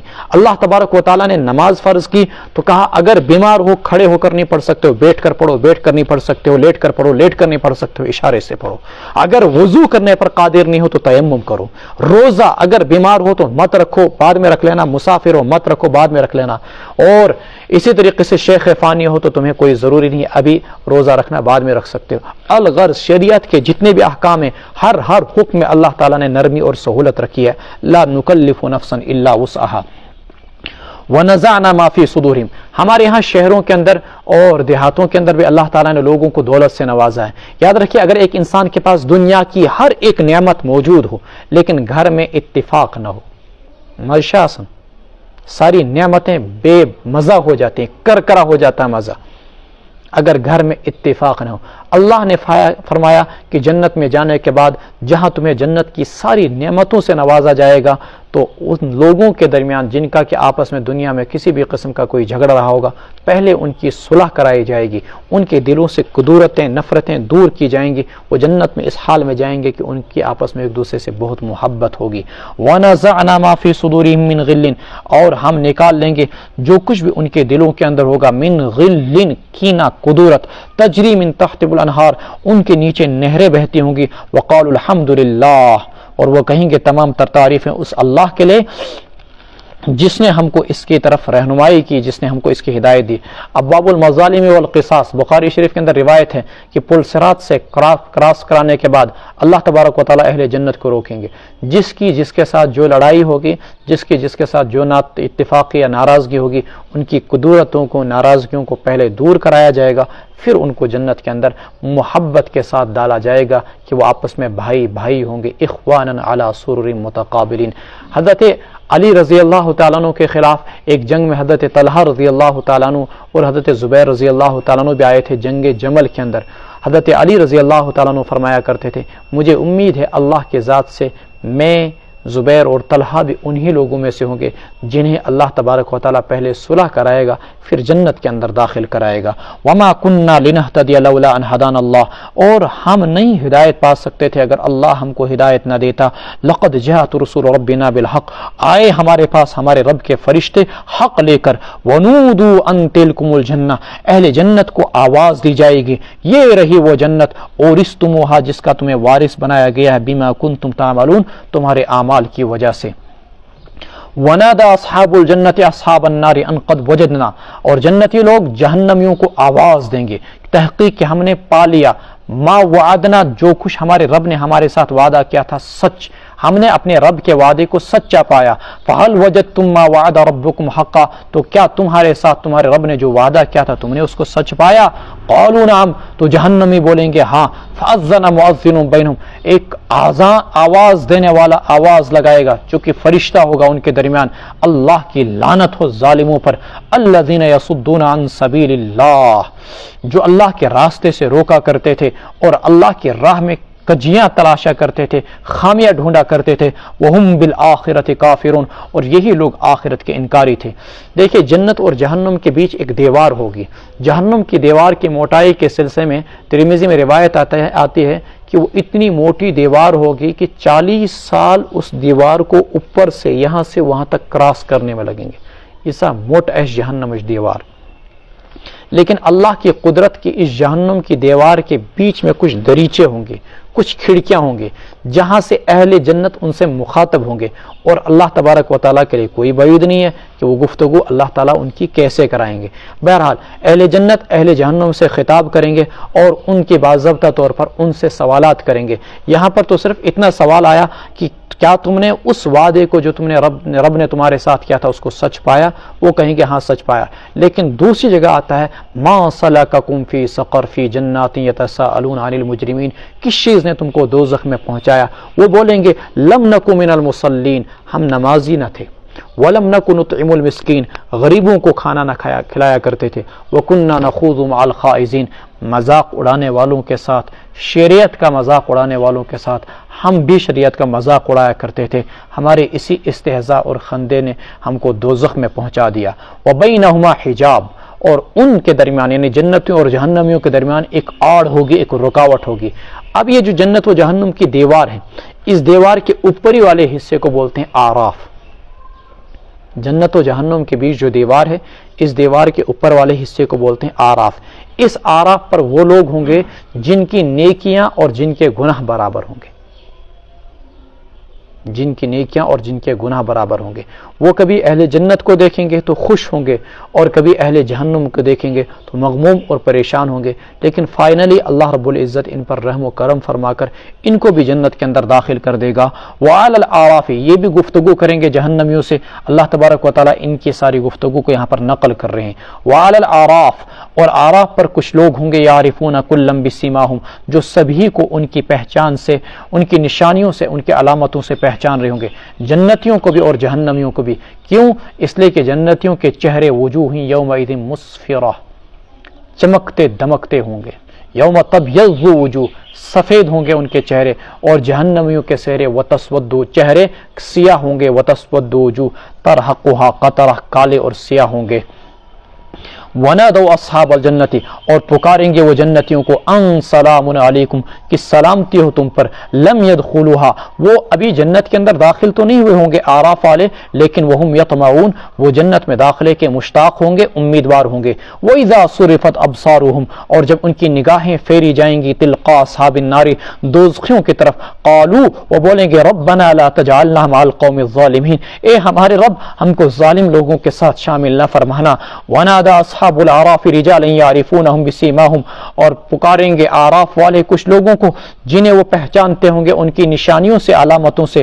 قالوا ما اغنى عنكم، وہ بولیں گے انہیں دوزخیوں کو، ما اغنى عنكم جمعكم، نہیں تمہاری جمعیت تمہارے کام آئی. میرے اتنے فالوورز ہیں، مجھے الیکشن میں اتنے 75,000 ووٹر پڑے، اور کوئی مولوی صاحب بولے گا میرے پیچھے تو اتنے لوگ چلنے والے تھے. وما كنتم تستكبرون، تمہاری جمعیت اور تمہارا تکبر آج تمہارے کچھ کام نہیں آیا. اهؤلاء الذين اقسمتم لا ينالهم الله برحمة، کیا یہی ہیں وہ لوگ جن کے بارے میں تم قسمیں کھایا کرتے تھے کہ اللہ کی رحمت انہیں حاصل نہیں ہوگی. ادخلوا الجنة، کہا جائے گا ان نیک لوگوں سے داخل ہو جاؤ جنت کے اندر. لا خوف علیکم، آج تمہیں کوئی ڈر نہیں ہوگا. ولا انتم تحزنون، اور نہیں تم رنجیدہ ہوں گے. دنیا کے اندر ابو جہل، ابو لہب وغیرہ کہا کرتے تھے یہ کمزور لوگ جنت کے اندر جائیں گے، یہ ہرگز نہیں جا سکتے، یہ بلال حبشی نہیں جا سکتا. اللہ تبارک و تعالیٰ جب کل قیامت کے دن ان کو دیکھیں گے یہی جنت کے اندر آگے آگے ہیں، تو اس وقت اللہ ان کو یاد دلائیں گے ان لوگوں کے بارے میں تم قسمیں کھایا کرتے تھے نا کہ اللہ کی رحمت ان کو حاصل نہیں ہوگی. دیکھو آج یہ تم سے آگے جنت کے اندر، اور تم کو تمہارے تکبر نے مار دیا، تم کو تمہارے غرور نے تباہ کر دیا. ونادى اصحاب النار اصحاب الجنہ، پکاریں گے دوزخی جنتیوں کو، ان افیضوا علینا من الماء، کہ دے دو ہم کو بھی جنت کے پانی میں سے کچھ، او مما رزقکم اللہ، یا اس روزی میں سے جو اللہ نے تم کو دی ہے. قالوا، جنتی بولیں گے ان اللہ حرمہما علی الکافرین، اللہ نے جنت کے پانی کو، اللہ نے جنت کی روزی کو جہنمیوں پر، کافروں پر حرام قرار دیا ہے. الذین اتخذوا دینہم، جن لوگوں نے اپنے مذہب کا کھلواڑ بنا رکھا تھا، لہوا ولعبا، اور کھیل، وغرتہم الحیات الدنیا، اور ان کو دنیاوی زندگی میں دھوکے میں ڈال رکھا تھا. دیکھو نا آج بھی کچھ لوگ ہولی بناتے ہیں اور اسی کو کہتے ہیں یہ مذہب ہے، کچھ لوگ دیوالی مناتے ہیں، پٹاخے پھوڑتے ہیں، رنگ ایک دوسرے پر چھڑتے ہیں اور کہتے ہیں یہی ہماری عبادتیں ہیں۔ تم نے اپنی عبادتوں کو اور اپنے مذہبوں کو تو کھلواڑ بنا رکھا ہے۔ مذہب یہ ہوتا ہے، مذہب کے اندر یہ کھلواڑ نہیں ہوتے کہ کسی کو تم اس طریقے سے پریشان کرو، اس طریقے سے پٹاخے پھوڑو۔ فَالْيَوْمَ نَنسَاهُمْ، آج ہم ان کو فراموش کر دیں گے جیسے انہوں نے ہماری آج کی اس دن کی ملاقات کو فراموش کیا تھا۔ كَمَا نَسُوا لِقَاءَ يَوْمِهِمْ هَذَا وَمَا كَانُوا بِآيَاتِنَا يَجْحَدُونَ، اور جس طرح یہ ہمارے احکامات کا انکار کیا کرتے تھے اور فراموش کر دیا کرتے تھے، آج ہم ان کو فراموش کر دیں گے۔ فراموش کا مطلب یہ ہے اللہ بھولیں گے نہیں، مطلب یہ ہے کہ اللہ ان پر رحم نہیں کھائیں گے۔ وَلَقَدْ جِئْنَاهُمْ بِكِتَابٍ فَصَّلْنَاهُ عَلَىٰ عِلْمٍ هُدًى تو یہ آراف والے فائنلی کہاں جائیں گے؟ جنت کے اندر جائیں گے۔ وَلَقَدْ جِئْنَاهُمْ بِكِتَابٍ ہم نے لائی ان کے پاس ایک ایسی کتاب، فَصَّلْنَاهُ عَلَىٰ عِلْمٍ جس میں ہم نے ہر چیز کی وضاحت کی اپنی علم و آگہی کی بنیاد پر۔ وہ کتاب ہدایت والی ہے، وَرَحْمَةً رحمت دینے، رحمت کا باعث ہے، لِقَوْمِ يُؤْمِنُونَ ان کے لیے، ان لوگوں کے لیے جو کہ صاحب ایمان ہیں۔ هَلْ يَنظُرُونَ إِلَّا تَأْوِيلًا کیا وہ لوگ اب منتظر ہیں اس بات کے، إِلَّا تَأْوِيلًا وہ نہیں انتظار کر رہے ہیں مگر اس کے انجام کا، یعنی ان کو ایمان کی دعوت دی گئی۔ آج تے ونتو تو تم استن ہندوستانی غیر مسلم، تم استن یورپی غیر مسلم، جب تک ان کو دین کی دعوت دی جاتی ہے یہ قبول نہیں کرتے ہیں۔ اللہ اس دور کے کفار مکہ کو بھی کہہ رہے ہیں اور اس دور کے ہر دور کے، وہ چائنا کے ہوں، رشیا کے ہوں، دنیا کے کسی خطے کے بھی ہوں، سب کو اللہ تبارک و تعالیٰ کہہ رہے ہیں کہ تم لوگ اتنا کہنے کے باوجود ایمان نہیں لا رہے ہو تو کیا تمہیں اب اس عذاب کا انتظار ہے؟ حل ينظرون الا تأویلا کیا تمہیں اب انجام کا انتظار ہے، عذاب کا انتظار ہے؟ یوم یأتی تأویلہ جس دن اللہ کا وہ عذاب آ جائے گا، یعنی اس کا عملی ظہور ہو جائے گا۔ یقول الذین نسوہ من قبل کہیں گے وہ لوگ جنہوں نے اس سے پہلے فراموش کر رکھا تھا سب چیزوں کو، قد جاءت رسل ربنا بالحق آگے ہمارے پاس ہمارے رب کے فرشتے حق لے کر، فہل لنا من شفاء یعنی اقرار و اعتراف کریں گے یہ مشرک، فہل لنا من شفاء تو کیا ہے ہمارے لیے کوئی سفارشی، فیشفعوا لنا کہ وہ ہماری سفارش کرتا، او نرد یا ہم کو دنیا میں واپس ہی بھیج دیا جائے، فنعمل غیر الذی کننا نعمل تو ہم وہ اعمال کریں جو ہم دنیا میں پہلے نہیں کیا کرتے تھے، یعنی اچھے عمل کریں گے۔ اب قد خسروا انفسهم انہوں نے اپنے آپ کو نقصان میں ڈال دیا، وضل عنهم ما كانوا يفترون اور گم ہو جائیں گے ان سے وہ سب معبودان باطلہ جن کو وہ تراشا کرتے تھے اور گھڑا کرتے تھے۔ قیامت کے دن جب ان باطل کے لوگوں کو جو آج کہتے ہیں نہیں ہم اپنے باطل مذہب پر ڈٹے رہیں گے، ہماری 5 سالہ قدیم تہذیب 5000 سالہ قدیم تہذیب ہے، ہم سنسکرتی تہذیب کو نہیں چھوڑیں گے، ہم یہودیت کو نہیں چھوڑیں گے، ہم عیسائیت کو نہیں چھوڑیں گے، اللہ کہتے ہیں کل قیامت کے دن جب حق ان کے سامنے آشکارا ہو جائے گا اس وقت یہ سفارشی ڈھونڈیں گے، ان کو کوئی سفارشی نہیں ملے گا، پھر کہیں گے کہ ہمیں دنیا میں واپس بھیج دیا جائے، اب ہم ایمان بھی لائیں گے، نمازیں بھی پڑھیں گے، روزے بھی پڑھیں گے اور بت پرستی بھی نہیں کریں گے۔ اللہ کہتے ہیں اب ان کے سامنے کوئی آپشن نہیں رہے گا واپسی کا، قد خسروا انفسهم وضل عنهم جو ہاتھوں سے بنائے ہوئے ان کے پتھروں کے خدا تھے وہ سب کے سب ان کے سامنے سے غائب ہو جائیں گے۔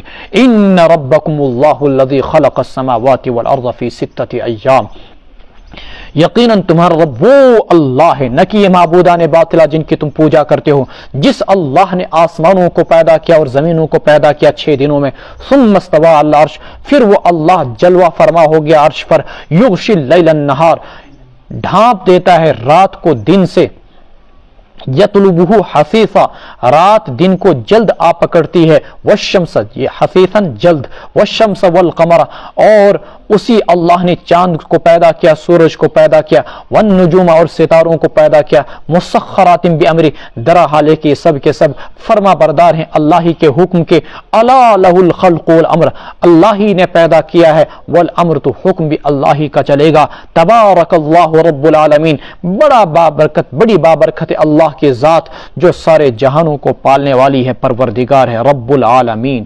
اللہ نے 6 دنوں میں کیسے پیدا کیا؟ اس میں یہ چیز یاد رکھے کہ اس وقت چاند نہیں تھا، سورج نہیں تھا، زمین نہیں تھی، آسمان نہیں تھا، کچھ نہیں تھا، پھر اللہ نے زمین و آسمان کو 6 دنوں میں کیسے پیدا کیا جب دن ہی نہیں تھا، رات نہیں تھی؟ تو اس سے علماء نے کہا کہ 6 دنوں کی جو مقدار بیٹھتی سکساش بہون 48 دنیا 96 گھنٹے 96 اور پھر اس کے بعد آپ اور جوڑ لیجئے کہتے گئے 120 پھر اور جوڑ لیجئے آپ تو ٹوٹل کتنا ہو جاتا ہے؟ وہ 144 گھنٹے میں اللہ رب العزت نے زمین و آسمان کو پیدا کیا۔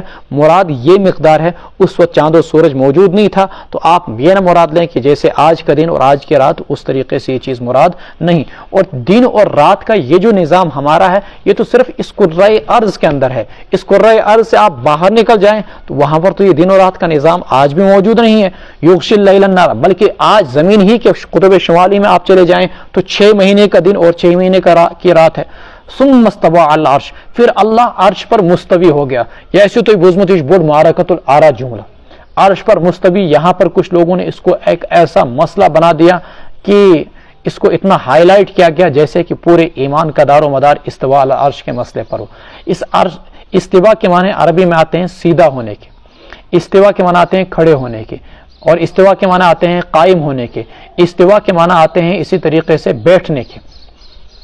اب کچھ لوگوں نے اس کا یہ مطلب نکالا کہ جیسے ہم تخت پر بیٹھے ہیں، اعاذ باللہ اللہ تعالیٰ بھی تخت پر بیٹھ گیا۔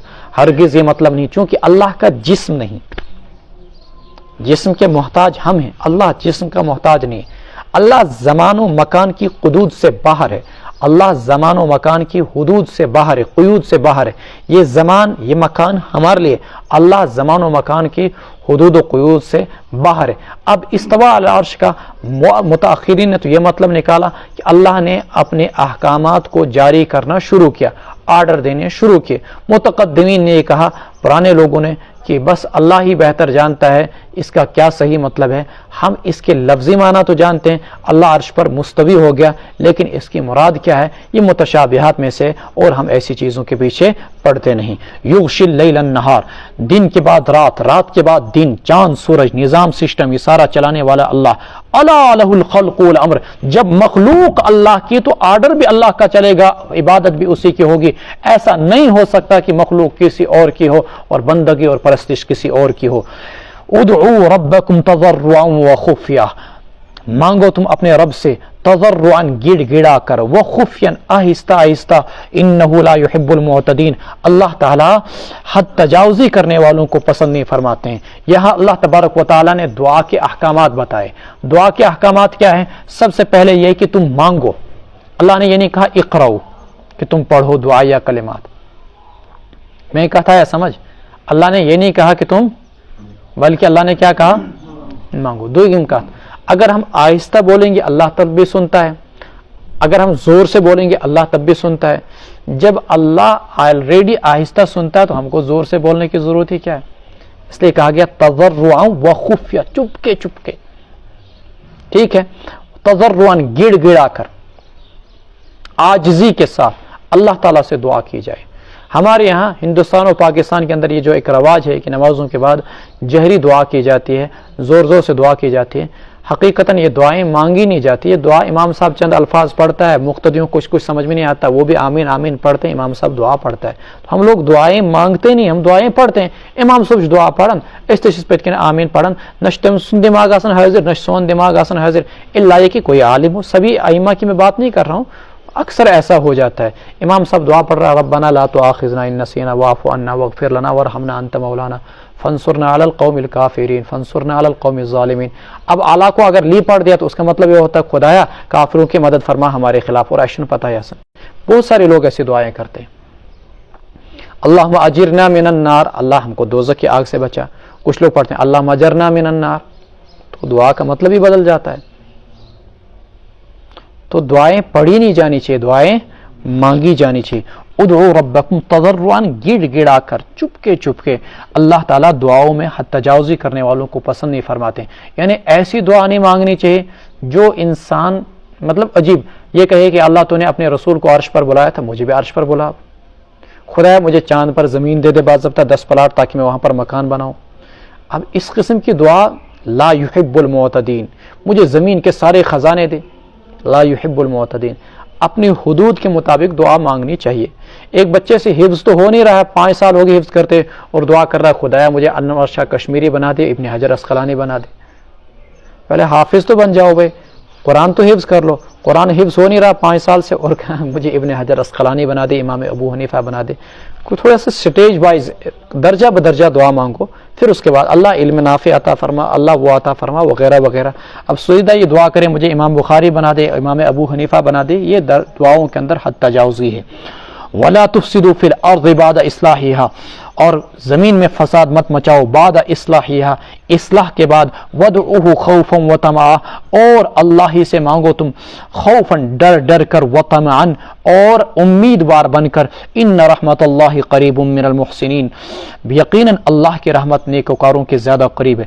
لا تفسدوا فی الارض، زمین میں فساد مت مچاؤ، روحانی لحاظ سے شرک مت کرو، زنا مت کرو، چوری مت کرو، ڈاکہ زنی مت کرو، گناہوں کا ارتکاب مت کرو، روحانی لحاظ سے فساد مت مچاؤ، اور مادی لحاظ سے بھی زمین میں آلودگی پھیلا کر پولوشن کے ذریعے سے فساد مت مچاؤ، اللہ کی دھرتی اور اللہ کی زمین کے نظام کو درہم برہم نہ کرو۔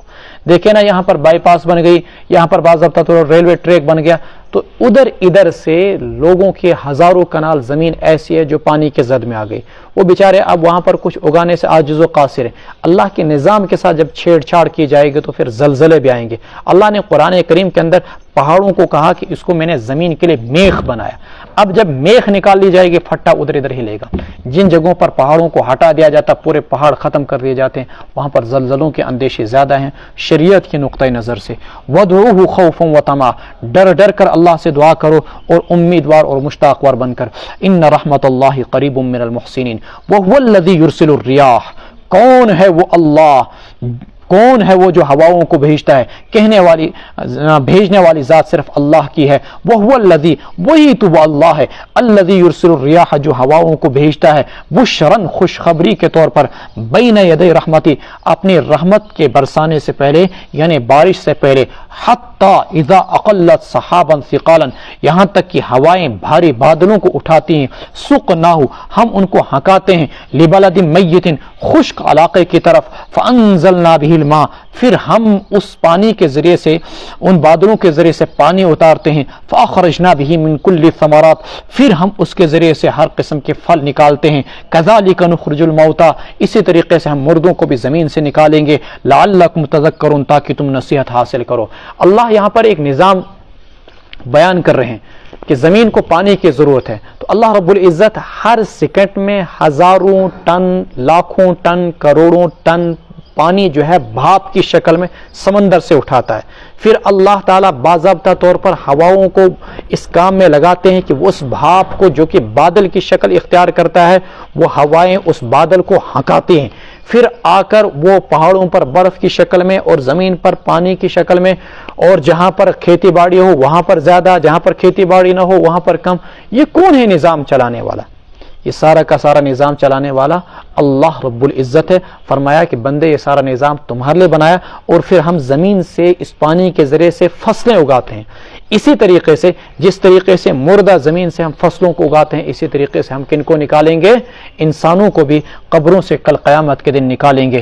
وَالْبَلَدُ الطَّيِّبُ يَخْرُجُ نَبَاتُهُ بِإِذْنِ رَبِّهِ، بار آور زمین سے پورے کے پورے پودے نکلتے ہیں اللہ ہی کے حکم سے۔ وَالَّذِي خَبُثَ، اور جو زمین خراب ہوتی ہے، لَا يَخْرُجُ إِلَّا نَكِدًا، اس سے فصل نہیں اگتی ہے، نہیں نکلتی ہے، إِلَّا نَكِدًا، نَكِدًا کے معنی تھوڑی، مگر تھوڑی سے فصل۔ كَذَلِكَ نُصَرِّفُ الْآيَاتِ، اسی طریقے سے ہم آیات کو پھیر پھیر کر بیان کرتے ہیں، لِقَوْمٍ يَشْكُرُونَ، ان لوگوں کے لیے جو کہ شکر گزار بندے ہیں۔ اللہ تعالیٰ نے یہاں زمین کی دو قسمیں بتائیں۔ کچھ زمین ایسی ہوتی ہیں، اگرچہ حدیث میں 3 قسمیں آئی ہیں، لیکن اللہ نے یہاں پر 2 قسمیں بتائی۔ کچھ زمینیں ایسی ہیں جب وہاں پر پانی برسے گا اور وہاں سے فصلیں اگیں گی، لیکن کچھ زمینیں ایسی ہوتی ہیں پانی برسے گا وہاں سے کچھ بھی نہیں اگتا، مثلا ریگستانی زمین، کتنی ہی بارش برسے وہاں سے کچھ اگنے والا نہیں۔ فرمایا کہ اللہ نے وہی کی بارش برسائی، یہ قرآن تمہارے دلوں پر اتارا۔ ان دلوں کی بھی 2 قسمیں، کچھ دل ایسے ہیں جن میں حق قبول کرنے کی صلاحیت ہے، تو وہ اس قرآن کی بارش سے مکمل طور پر بہرہ اندوز ہوتے ہیں، لطف اندوز ہوتے ہیں، بہرہور ہوتے ہیں، اور کچھ دل ایسے ہیں جو خراب زمین کی طرح ہے، ریگستانی زمین کی طرح، کتنی ہی وہی کی بارش، قرآن کی بارش ان دلوں پر کی جائے وہ حق کو قبول نہیں کرتے ہیں، وہ سنگ دل ہوتے ہیں۔ لقد ارسلنا نوحا الی قومہ فقال یا قوم اعبدوا اللہ، اب ان سنگ دلوں کی داستان اللہ تبارک و تعالی رسول اکرم صلی اللہ علیہ وسلم کو سنا کر آپ کو تسلی دے رہے ہیں کہ اگر آپ کی تکذیب کی جا رہی ہے تو یہ کوئی پہلا واقعہ زمین پر نہیں آیا، آپ سے پہلے بہت سارے پیغمبروں کی تکذیب کی گئی۔ یہاں سے آگے اللہ تعالی حضرت نوح علیہ السلام کے واقعے کو، اللہ تبارک و تعالی حضرت ہود علیہ السلام کی قوم کے واقعے کو، حضرت صالح علیہ السلام کی قوم کے واقعے کو، حضرت لوط علیہ السلام کی قوم کے واقعے کو، حضرت شعیب علیہ السلام کی قوم کے واقعے کو، اور تفصیلاً آدھے سپارے تک حضرت موسیٰ علیہ السلام کی قوم کے واقعے کو بیان کریں گے۔ آج تقریباً 4 انبیاء کا تذکرہ آئے گا۔ میں ہر واقعے کو شروع کرنے سے پہلے اس پیغمبر اور اس کی قوم کی مختصر سی تاریخ بتاؤں گا، ان پر کیا عذاب آیا، پیغمبر نے کیا دعوت دی، اور پھر اس کے بعد آیات کا ترجمہ اور تشریح ہوگی انشاءاللہ۔ نوح علیہ السلام آدم علیہ السلام کے بعد تقریباً 1000 سال کے بعد آئے۔ زمانہ گزر گیا اور آپ نے پیچھے پڑا کہ آدم علیہ السلام کی زندگی میں ہی لوگوں کے دلوں میں سرکشی آنی شروع ہو گئی تھی، چونکہ قابیل نے حضرت حابیل کو قتل کر دیا تھا۔ پھر آہستہ آہستہ یہ سرکشیاں گناہوں میں بدل گئیں، اور یہ گناہ پھر شرک میں بدل گئے، اور لوگ اتنے ڈھیٹ بن گئے کہ نوح علیہ السلام کو اللہ تعالیٰ نے بھیجا۔ حضرت نوح علیہ السلام سورہ عنکبوت کی تفصیل کے مطابق 950 سال ان کے درمیان رہے۔ فَلَبِثَ فِيهِمْ أَلْفَ سَنَةٍ إِلَّا 50 عاما، اور ان کو دین کی دعوت دیتے رہے۔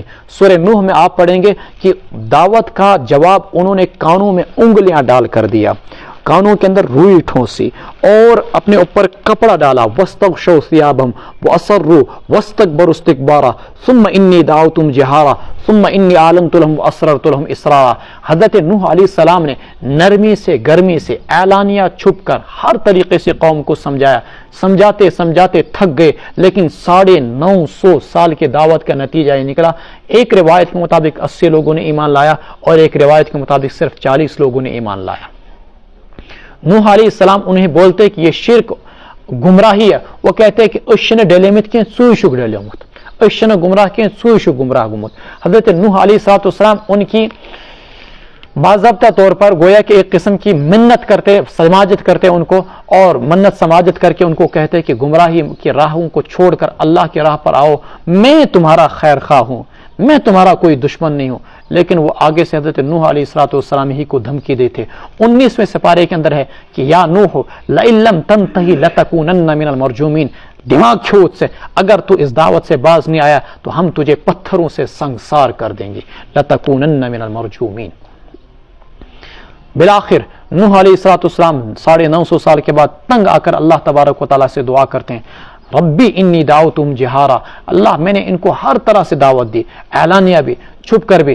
رب اللہ خدایا اگر ان میں سے کسی کو تو زمین پر چھوڑ دے گا، ولا یلدوا الا فاجرا کفارا، اب ان کی نسلوں سے بھی فاجر و فاجر ہی لوگ پیدا ہوں گے۔ میں نے انتظار کیا تھا شاید نسلیں پیدا ہو جائیں، وہ سدھر جائیں، لیکن ان کی نسلیں بھی ایسی جیسے خود ان کے والدین۔ اس لیے رب العالمین رب لا تذر علی الارض من الکافرین دیارا، روئے زمین پر کافروں کا ایک بھی گھر مت چھوڑ۔ چنانچہ اللہ تعالیٰ نے باضابطہ طور پر ایک سیلاب بھیجا، جیسا کہ 12ویں سپارے کے اندر سورہ ہود کے اندر آئے گا۔ سیلاب اتنا بھیانک تھا جس سے کہ سارے کے سارے لوگ غرق ہو کے رہ گئے۔ اسی مضمون کو دیکھیں، لقد ارسلنا نوحا الی قومہ، ہم نے نوح علیہ السلام کو ان کی قوم کی طرف بھیجا۔ فقال، انہوں نے کہا اے میری قوم اللہ ہی کی عبادت کرو، ما لکم من الہ غیرہ، اللہ کو چھوڑ کر تمہارا کوئی معبود نہیں، انی اخاف علیکم، مجھے خطرہ ہے تمہارے متعلق ایک بڑے دن کے عذاب کا۔ قال الملأ من قومہ، ان کی قوم کے سربرآوردہ لوگوں نے کہا ہم آپ کو دیکھ رہے ہیں کہ آپ کھلم کھلا گمراہی میں ہیں۔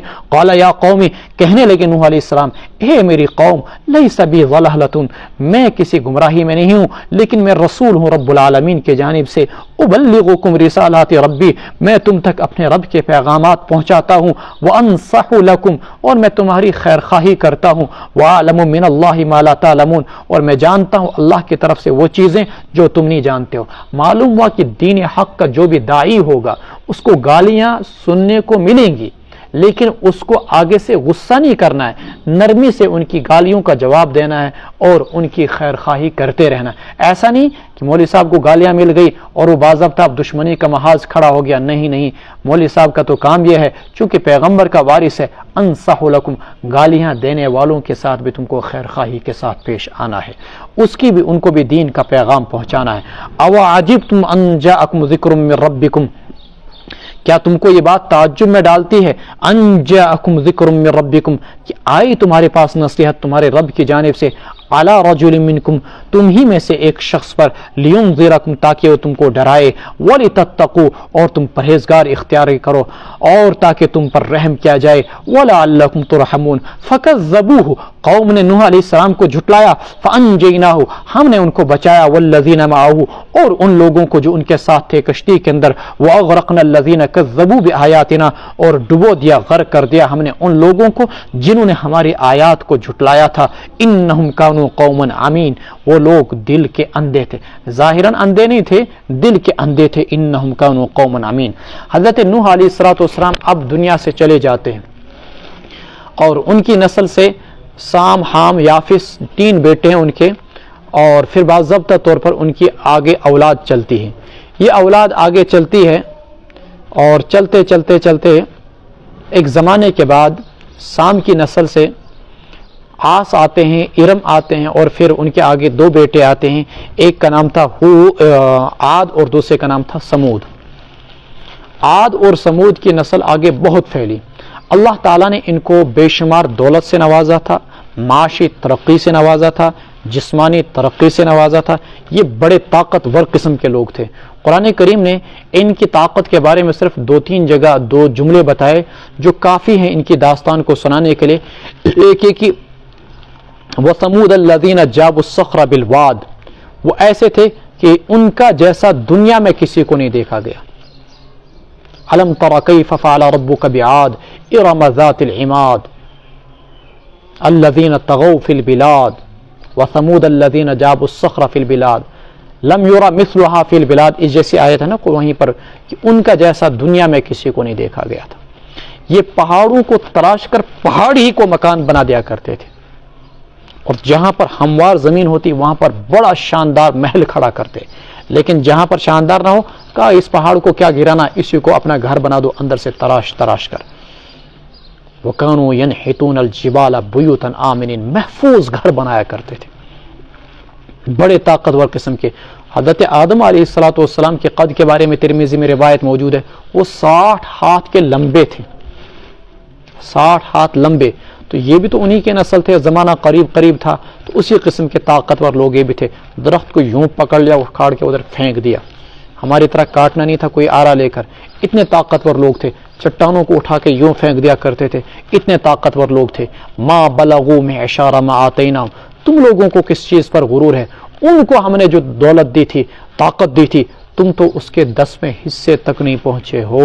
یہ قرآن کریم کہتا ہے بہرحال اسی عاد کے جانب حضرت ہود قوم عاد کے جانب حضرت ہود علیہ السلام کو اللہ تبارک و تعالیٰ نے بھیجا اب آپ کہیں گے چند ہی سال تو گزرے تھے یا کہہ لیجئے چند سو سال حضرت نوح علیہ السلام کو اتنا زبردست سیلاب آیا کفر و شرک کی وجہ سے ان لوگوں کو سدھر جانا چاہیے تھا یہ لوگ گمراہ کیوں ہوئے دولت اور طاقت کیا دولت اور طاقت انسان کو گمراہ کر کے رکھ دیتی ہے یہی دولت اور طاقت ان کے پاس آئی جس کی وجہ سے یہ گمراہ ہو گئے اور یہ شرک و بت پرستی میں مبتلا ہو گئے دیکھیے قرآن کریم کیا کہتا ہے وَإِلَىٰ عَادٍ أَخَاهُمْ هُودًا اور قوم عاد کی طرف ہم نے ان کے بھائی ہود علیہ السلام کو پیغمبر بنا کر بھیجا قَالَ يَا قَوْمِ اعْبُدُوا اللَّهَ حضرت ہود نے ان سے کہا اے میری قوم تم اللہ ہی کی عبادت کرو نہیں ہے تمہارا کوئی معبود اللہ کو چھوڑ کر افلا تتقون تم شرک سے بچتے کیوں نہیں قال الملأ الذين كفروا من قومه کہا ان کی قوم میں سے ان کے سردار لوگوں نے جنہوں نے کہ کفر کیا تھا انا لنراك في سفاهة ہم آپ کو دیکھتے ہیں کہ آپ بیوقوفی میں مبتلا ہیں وانا لنظنك من الكاذبين اور ہم آپ کو جھوٹوں میں خیال کرتے ہیں قال يا قوم ليس بي سفاهة پیغمبر ان کی گستاخی کا جواب اینٹ کا جواب اینٹ سے پتھر کا جواب پتھر سے نہیں دے رہا ہے بلکہ اینٹ کا جواب پھولوں سے دے رہا ہے دائی کا بھی کام ہے کہ وہ گالیوں کا جواب دعاؤں سے دے اور پتھروں کا جواب پھولوں سے دے قال یا قوم لیس بی سفاہہ کہنے لگے اے میری قوم میں کسی بیوقوفی میں مبتلا نہیں ولکنی رسول من رب العالمین میں پیغمبر ہوں رب العالمین کی جانب سے ابلغکم رسالات ربی میں تم تک اپنے رب کے پیغامات پہنچاتا ہوں وَأَنَا لَكُمْ نَاصِحٌ امین اور میں تمہارا خیر خواہ ہوں امانت دار ہوں دیکھیں نوح علیہ السلام نے بھی یہی جملہ بولا انصح حضرت ہود علیہ السلام بھی کہہ رہے ہیں ناصح اور آگے حضرت صالح علیہ السلام وہ بھی بولیں گے وَنَصَحْتُ لَكُمْ، اور آگے حضرت شعیب علیہ السلام وہ بھی یہی بولیں گے وَنَصَحْتُ لَكُمْ، میں تمہاری خیر خواہی کرتا ہوں۔ اس سے ایک اصول سمجھ میں آیا، جس بھی شخص کو دین کا کوئی بھی دعوت کا کام انجام دینا ہو، اور دعوت کا کام ہر مسلمان پر فرض عین ہے، امر بالمعروف اور نہی عن المنکر وسعت کے بقدر۔ کتنا؟ اس میں ایک چیز یاد رکھیے کہ دعوت کا بنیادی اصول ہے وہ ہے خیر خواہی۔ جس شخص کے دل کے اندر جتنا خیر خواہی کا جذبہ موجود ہوگا وہ دعوت کا فریضہ اتنا ہی انجام دے گا، اور جس شخص کے اندر دعوت کا فریضہ جتنا کمزور ہوگا، وہ خیر خواہی کا جذبہ جتنا کمزور ہوگا، سمجھ لیجئے کہ وہ دعوت کا فریضہ انجام نہیں دے سکتا ہے۔ انسان کو لوگوں کے گناہوں کو دیکھ کر، بے نمازیوں کو دیکھ کر دل میں ایک تڑپ، تمنا، آرزو پیدا ہونی چاہیے کہ میں ان کو کس طریقے سے ہدایت کی راہ پر لاؤں۔ لوگوں کی گمراہی کو دیکھ کر انسان کو سکون کا سانس لینے کا موقع نہیں ملنا چاہیے۔ حضرت مولانا الیاس صاحب رحمۃ اللہ علیہ کے بارے میں آتا ہے، وہ راتوں کو یوں پہلو بدلتے، ادھر اور ادھر، ادھر اور ادھر سے زبان میں تھوڑی تھوڑی لکنت بھی تھی، کہتے تھے خدایا میں ان لوگوں کو دین کا یہ کام کیسے سمجھاؤں، خدایا میں ان کو دین کا کام کیسے سمجھاؤں۔ پوری راتوں کی نیند ان کی اڑ جاتی تھی امت کے غم کے اندر۔ اور خود رسول اللہ صلی اللہ علیہ وسلم کے بارے میں قرآن میں ایک آیا فَلَعَلَّكَ بَاخِعٌ نَفْسَكَ إِن لَّمْ يَكُونُوا مُؤْمِنِينَ، اگر وہ اس قرآن پر ایمان نہیں لاتے، وہ آپ پر ایمان نہیں لاتے، اللہ کے ذات پر ایمان نہیں لاتے، تو کیا آپ اپنے آپ کو گھلا کر ختم کر دیں گے؟ ان کے غم میں ہلاک کر دیں گے آپ اپنے آپ کو؟ یعنی پیغمبر کا درد اتنا زیادہ تھا قوم کا، اسی کو دین کا چوتھائی حصہ بھی قرار دیا گیا، نصح اور خیر خواہی کو۔ او عجبتم ان جاءکم ذکر من ربکم، کیا تمہیں اس بات پر تعجب ہے کہ آئی تمہارے پاس نصیحت تمہارے رب کی جانب سے، علی رجل منکم، تم ہی میں سے ایک آدمی پر، لینذرکم، تاکہ وہ تمہیں ڈرائے، واذکروا اذ جعلکم خلفاء، اور یاد کرو اس وقت کو جب اللہ نے تم کو زمین پر آباد کیا۔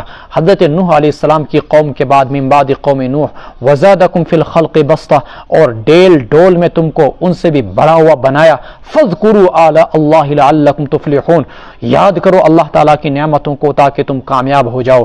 قالو، تو لوگوں نے یوں کہا، اجئتنا لنعبد اللہ، کیا آپ ہمارے پاس آئے ہیں اس غرض سے کہ ہم اللہ کی تنہا عبادت کریں؟ وَنَظَرَ مَا كَانَ يَعْبُدُ آبَاؤُنَا، اور چھوڑ دیں ہم ان چیزوں کو جس کی ہماری آباء و اجداد پوجا کیا کرتے تھے۔ فَأْتِنَا بِمَا تَعِدُنَا، لے آ اس عذاب کو جس کی تو ہمیں دھمکی دیا کرتا ہے، اِن كُنْتَ مِنَ الصَّادِقِينَ، اگر تو سچوں میں سے۔ قَالَ قَدْ وَقَعَ عَلَيْكُم مِّن رَّبِّكُمْ رِجْسٌ وَغَضَبٌ، حضرت ہود علیہ السلام نے کہا بس آ گیا تمہارے پاس تمہارے رب کی جانب سے رجس وغضب، عذاب اور اللہ کا قہر۔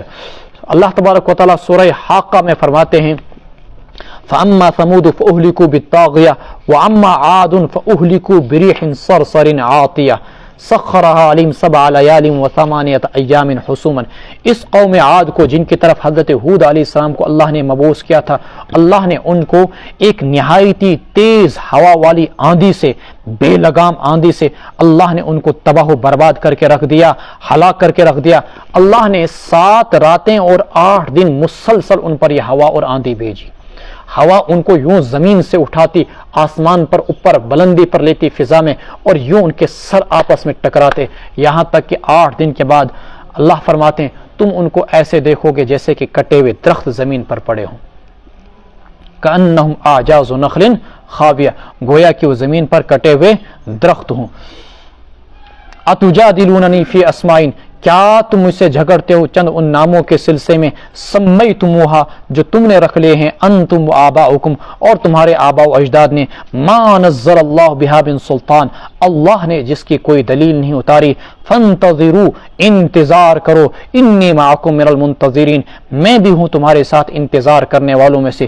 فانجیناہ، پس اللہ نے ان کو بچا لیا، یعنی حضرت ہود علیہ السلام کو، والذین معہ، اور ان لوگوں کو جو ان کے ساتھ تھے، ہاں، برحمت منا، ہماری رحمت سے، وقطعنا دابر الذین کذبوا بآیاتنا، اور ہم نے ان لوگوں کی جڑ کاٹ ڈالی جنہوں نے ہماری آیات کو جھٹلایا، وما کانوا مؤمنین، اور وہ صاحب ایمان نہ تھے۔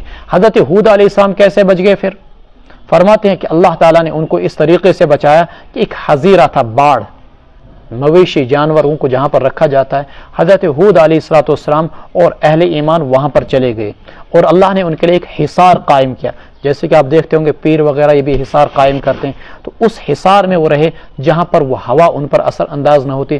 باقی ہر جگہ وہ ہوا اثر انداز ہوتی، لیکن اس جگہ پر وہ ہوا اثر انداز نہ ہوتی.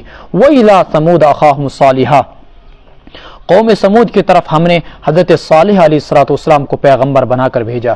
جیسا کہ ابھی میں نے عرض کیا کہ عاد کے بھائی کون تھے؟ سمود. ان کی طرف جن کو پیغمبر بنا کر بھیجا گیا وہ حضرت صالح علیہ السلام تھے. پچھلے زمانے میں قبائل کی طرف پیغمبر آیا کرتے تھے، مخصوص بستیوں کی طرف. تو ایک شہر جیسے قوم عاد کا تھا، دوسرا شہر قوم سمود کا تھا. تو جس شہر میں قوم سمود رہتے تھے وہاں پر اللہ تعالیٰ نے حضرت صالح علیہ السلام کو پیغمبر بنا کر بھیجا. یہ لوگ بڑے عجیب تھے، ان پر ایمان نہ لانے لگے اور شرک پر ڈٹے رہے. یہ بھی پہاڑوں کو تراش کر مکانات بنانے والے تھے. چونکہ ہم زمانہ تھے، ہم عصر تھے، تو اثر تو پڑتا ہی ہے. انہوں نے حضرت صالح علیہ السلام سے تقاضا کیا کہ ہم آپ پر تب ایمان لائیں گے جبکہ یہ سامنے کی جو پہاڑی یہ پھٹ جائے، اور وہ بھی کون سی جگہ پھٹنی چاہیے؟ پتھر والی جگہ، اور وہاں سے ایک بڑی تازہ اونٹی نکلنی چاہیے، تر و تازہ، اور اس کے ساتھ اس کا بچہ بھی ہونا چاہیے، اور وہ منہ سے آواز نکالتی ہوئی نکلنی چاہیے. حضرت صالح علیہ السلام نے اللہ تعالیٰ سے دعا کی. اللہ تعالیٰ نے ان کی دعا کو قبول کیا اور باضابطہ پہاڑ پھٹا، وہاں سے اونٹنی نکلی اور اس کے ساتھ بچہ بھی تھا، آواز بھی تھی. اور اس کے بعد حضرت صالح علیہ السلام نے ان سے کہا ایمان لاؤ. کہتے ہیں 4000 لوگوں نے ایمان قبول کیا، لیکن بہت ساروں نے پھر بھی ایمان قبول نہیں کیا. اب چونکہ یہ اللہ تبارک و تعالیٰ کی طرف سے بھیجی ہوئی ایک اونٹنی تھی، اللہ تبارک و تعالیٰ کی طرف سے ایک حیرت انگیز نظام تھا، تو اس کے کھانے پینے کا سسٹم بھی عجیب و غریب تھا. یہ جب پانی پیتی تو کنویں کا سارا پانی پی جاتی، اور جب یہ چراگاہ میں جاتی تو اس چراگاہ کا گھاس اکثر کھا جاتی. اب ہوا یہ کہ جب یہ پانی سارا پینے لگی تو قوم کے لوگوں نے کہا ہمارے اونٹ اور اونٹنیاں کہاں جائیں گے. انہوں نے اس کے خلاف پلاننگ شروع کی، لیکن فائدہ اس کا یہ تھا کہ جس دن یہ اونٹنی پانی پیتی اس دن یہ اتنا دودھ دیتی، گویا کہ نہروں کی طرح، جو پوری قوم کے لیے کافی ہو جاتا. جتنا پانی پیتی اتنا وہ دودھ بھی دیتی تھی. بھائی بدبخت تو تم کو مفت میں دودھ مل رہا ہے تو کیوں اس اونٹنی کے پیچھے پڑ جاتے ہو. لیکن ایک شخص تھا قدار، اس کو ایک عورت سے عشق تھا. اس عورت نے اس کو کہا کہ اگر تم چاہتے ہو کہ میں تمہارے ساتھ ہو جاؤں یا تم مجھ پر قابو پا جاؤ، اس کے لیے شرط یہ ہے کہ تم حضرت صالح علیہ السلام کی اس اونٹنی کو مار ڈالو. چنانچہ اس بدبخت قدار نے حضرت صالح علیہ السلام کی اونٹنی کو پائشوں کے اندر تیزی کے ساتھ مارا اور یوں اس کو زخمی کر دیا یا اس کو مار دیا. کچھ روایت میں آتا ہے وہ چیختی ہوئی دوبارہ پہاڑ کی طرف گئی، پہاڑ پھٹا اور اس کے اندر چلی گئی. اللہ بہتر جانتا ہے. اس کے بعد اس قوم پر اللہ تبارک و تعالیٰ کی طرف سے عذاب آیا. قرآن میں آتا ہے، تفصیلات یہ ہے کہ سب سے پہلے حضرت صالح علیہ السلام نے کہا کہ تم پر اللہ تبارک و تعالیٰ کی جانب سے ایک سخت عذاب آئے گا اور زلزلہ آئے گا، اور اس زلزلے کے اندر تم تہس نہس کر دیے جاؤ گے. سب سے پہلے تمہاری شکلیں جو ہیں وہ چہرے تمہارے زرد پڑ جائیں گے. بھائی بدبختو اب بھی توبہ کر لو، لیکن پھر بھی توبہ نہ کرنے لگے. دوسرا دن آئے گا عذاب کا جس دن تمہارے چہرے سرخ ہو جائیں گے. بھائی اب تو توبہ کر لو، لیکن پھر بھی انہوں نے توبہ نہیں کی. پھر اس کے بعد تیسرے دن تمہارے چہرے سیاہ پڑ جائیں گے. اب بھی توبہ کر لو، پھر بھی انہوں نے توبہ نہیں کی. چنانچہ اللہ تبارک و تعالیٰ کی جانب سے ان پر عذاب آیا زلزلے کا، جس نے ان سب کو تہس نہس کر کے رکھ دیا. وَإِلَىٰ ثَمُودَ أَخَاهُمْ صَالِحًا قَالَ يَا قَوْمِ اعْبُدُوا اللَّهَ، انہوں نے کہا اے میری قوم اللہ ہی کی بندگی کرو، نہیں تمہارا کوئی معبود اللہ کو چھوڑ کر. قَدْ جَاءَتْكُمْ بَيِّنَةٌ مِّن رَبِّكُمْ، تمہارے پاس تمہارے رب کی جانب سے ایک واضح نشانی اور دلیل آ چکی، یعنی اونٹنی. هَٰذِهِ نَاقَةُ اللَّهِ، یہ اللہ تعالیٰ کی طرف سے بھیجی گئی تھی، اس لیے اس کو ناقۃ اللہ ہی کہتے تھے. یہ اللہ تعالیٰ کی اونٹنی ہے. لَكُمْ آیَةً، تمہارے لیے اس میں نشانی ہے. فَذَرُوهَا، اس کو چھوڑے رکھو. تأکل فی ارض اللہ، وہ اللہ کی زمین میں چگتی چرتی پھرے اور کھاتی رہے. ولا تمسوها بسوء، بری نیت سے اس کو ہاتھ بھی نہ لگانا. فیأخذکم عذاب علیم، ورنہ تم کو دردناک عذاب آ پکڑے گا. واذکروا، اے قوم صالح یاد کرو اس وقت کو، اذ جعلکم خلفاء، جب اللہ نے تم کو آباد کیا، من بعد عاد، قوم عاد کے بعد وبوأکم فی الارض، اور اللہ نے تم کو زمین میں ٹھکانہ دیا، تتخذون من سہولها قصورا، تم بنایا کرتے تھے اس کے نرم حصے کے اندر محلات، وتنحتون الجبال بیوتا، اور ان پہاڑوں کو تراش تراش کر مکانات بنایا کرتے تھے، فاذکروا آلاء اللہ، یاد کرو اللہ کی نعمتوں کو، ولا تعثوا فی الارض مفسدین، اور مت پھرو تم زمین میں فساد مچاتے ہوئے۔ قال الملأ الذین استکبروا من قومہ، کہا ان کی قوم کے سربراوردہ لوگوں نے، سرداروں نے، جنہوں نے کہ تکبر کیا تھا، للذین استضعفوا، ان لوگوں کے متعلق جن کو کمزور سمجھا جاتا تھا، ان میں سے لمن آمن منہم، جنہوں نے ایمان لایا تھا، اتعلمون ان صالحا مرسل من ربی، کیا تم یہ یقین رکھتے ہو کہ صالح اپنے رب کی جانب سے بھیجے ہوئے رسول ہیں؟ قالوا، تو کمزور لوگوں نے کہا، انا بما ارسل به مؤمنون، یقیناً ہم ایمان رکھتے ہیں اس چیز کو جسے دیکھ کر انہیں بھیجا گیا۔ معلوم ہوا کہ پیغمبروں کی دعوت کو قبول کرنے والے ہمیشہ کون ہوتے ہیں؟ کمزور لوگ۔ ہرقل نے ابو سفیان سے سوال یہی کیا تھا، شاہ روم نے جب ابو سفیان سے اس نے تحقیق کی تھی رسول اللہ صلی اللہ علیہ وسلم کے بابت، ایک سوال یہ بھی کیا تھا، کیا ان کی پیروی کرنے والے ضعفاء ہیں یا طاقتور ہیں؟ تو نے یہ بولا کہ اس کی پیروی کرنے والے ضعفاء ہیں۔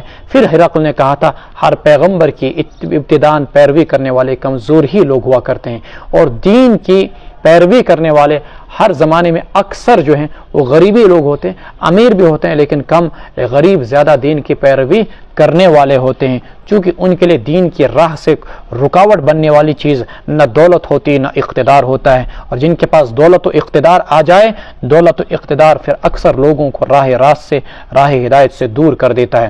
قال الذین استکبروا، کہا ان لوگوں نے جنہوں نے تکبر کیا تھا، انا بالذی آمنتم بہ کافرون، یقیناً ہم اس چیز پر جس پر تم ایمان رکھتے ہو اس کا انکار کرتے ہیں۔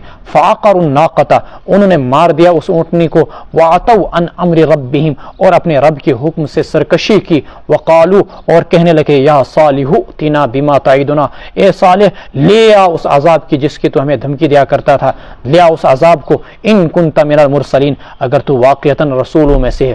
فاخذتهم الرجفہ، اللہ کہتے ہیں ان کو زلزلے نے آ پکڑا، فاصبحوا فی دارہم جاثمین، وہ ہو لے اپنے گھروں میں جاثمین، اوندے منہ، فتولی عنہم، حضرت صالح علیہ السلام ان کو چھوڑ کر وہاں سے چل دیے، وقال، اور کہنے لگے، اے میری قوم، لقد ابلغتکم رسالۃ ربی، میں نے تم تک اپنے رب کا پیغام پہنچایا تھا، ونصحت لکم، اور تمہاری خیر خواہی بھی کی تھی، ولکن لا تحبون الناصحین، لیکن تم نیکوکاروں کو پسند نہیں کرتے ہو۔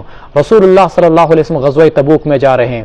غزوہ تبوک میں آپ علیہ السلام صالح علیہ السلام کی بستیوں کے پاس سے گزرے، صالح علیہ السلام کی بستیوں کے پاس سے گزرے تو وہاں پر حضرات صحابہ کرام نے باضابطہ طور پر ان کا جو کنواں موجود تھا وہاں پر قوم سمود اور قوم عاد کا، وہاں سے پانی نکالا اور آٹا گوندا اور روٹی پکائی۔ تو اللہ کے رسول صلی اللہ علیہ وسلم کو جب اطلاع ملی، آپ نے فوراً کہا کہ اس کنویں سے جو بھی آٹا تم نے گوندا ہے یہ آٹا جانوروں کو کھلا دو، اگر تم کو پانی لینا ہی ہے تو صالح علیہ السلام کے کنویں سے لو۔ یہ بخاری کے اندر روایت موجود ہے، حضرت صالح علیہ السلام کے کنویں سے لو، اور حضرت صحابہ کو حکم دیا کہ ان کی بستیوں کے پاس سے تیزی کے ساتھ استغفار کرتے ہوئے گزر جاؤ، مبادا کہیں تم پر بھی وہی عذاب نہ آ جائے جو ان قوموں پر آیا تھا۔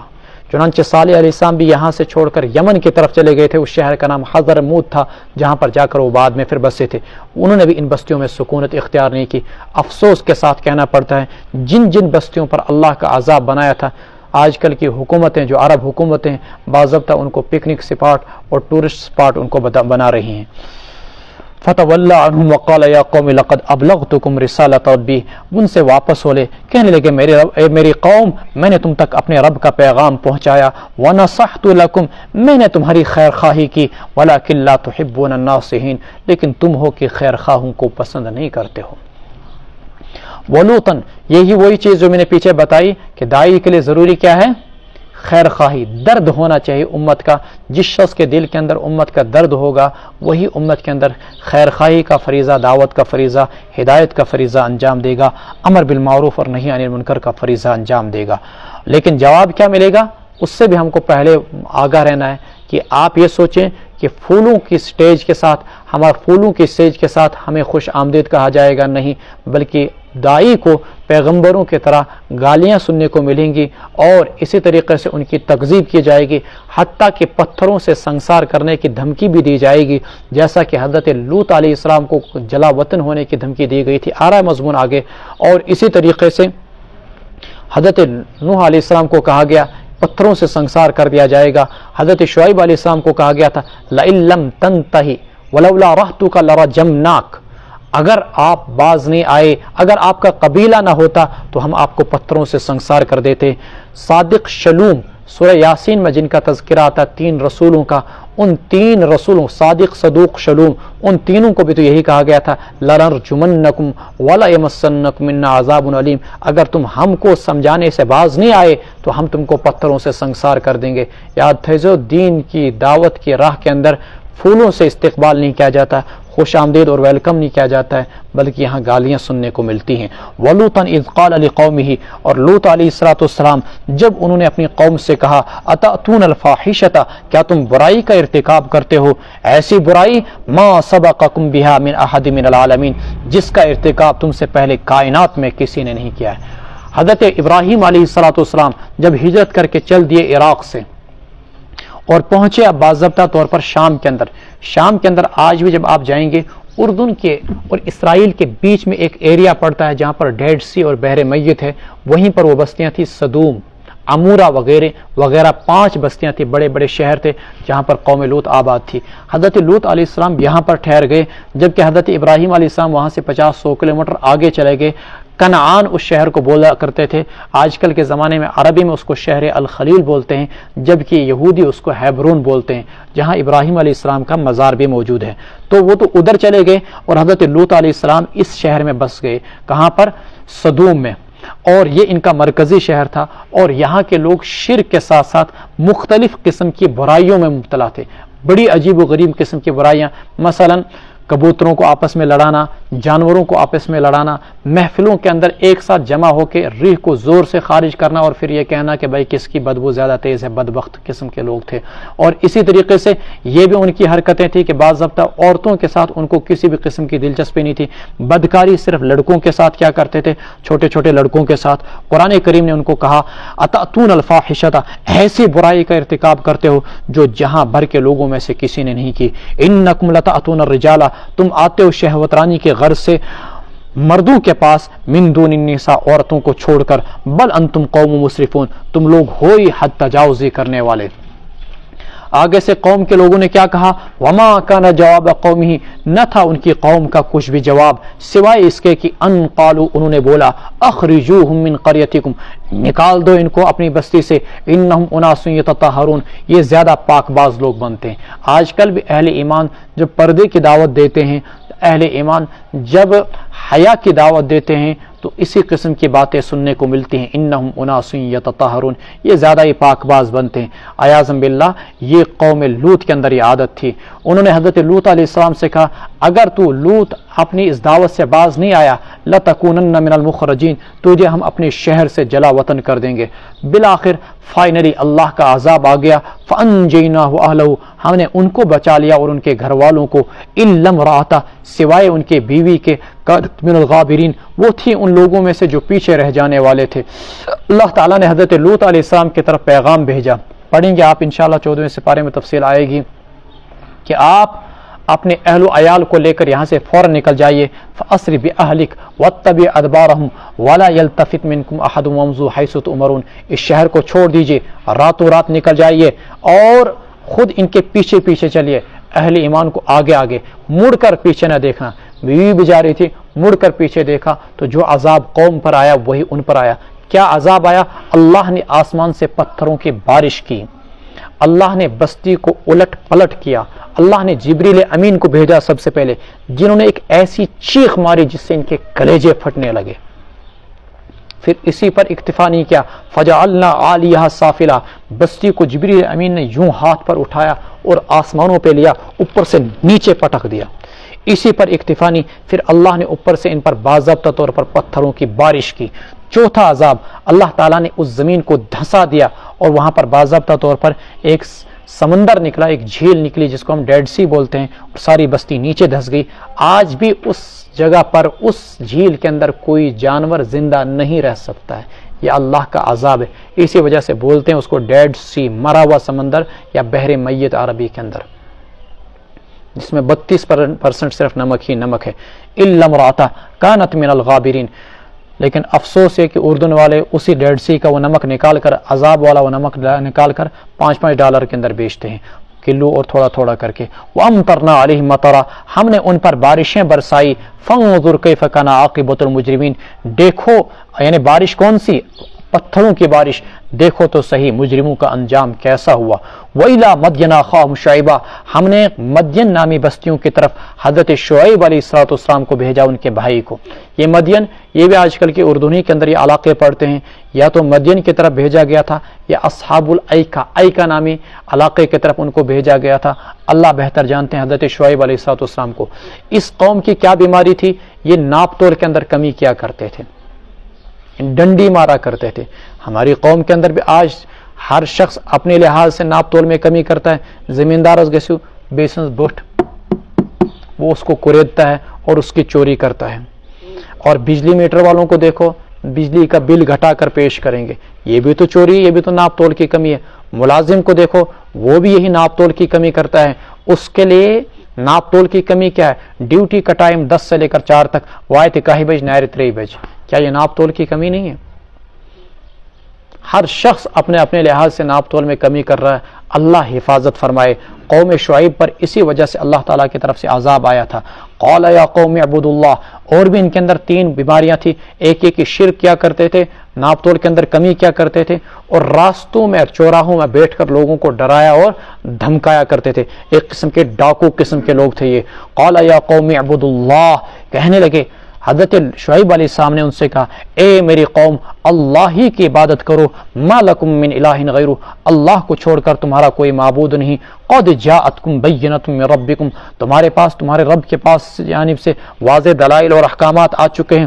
فاوفوا الکیل، پورا پورا ناپو، والمیزان، پورا پورا تولو، ولا تبخسوا الناس اشیاءہم، اور لوگوں کو ان کی چیزیں گھٹا کر نہ دو، ولا تفسدوا فی الارض بعد اصلاحها، اور زمین میں اصلاح کے بعد فساد مت مچاؤ۔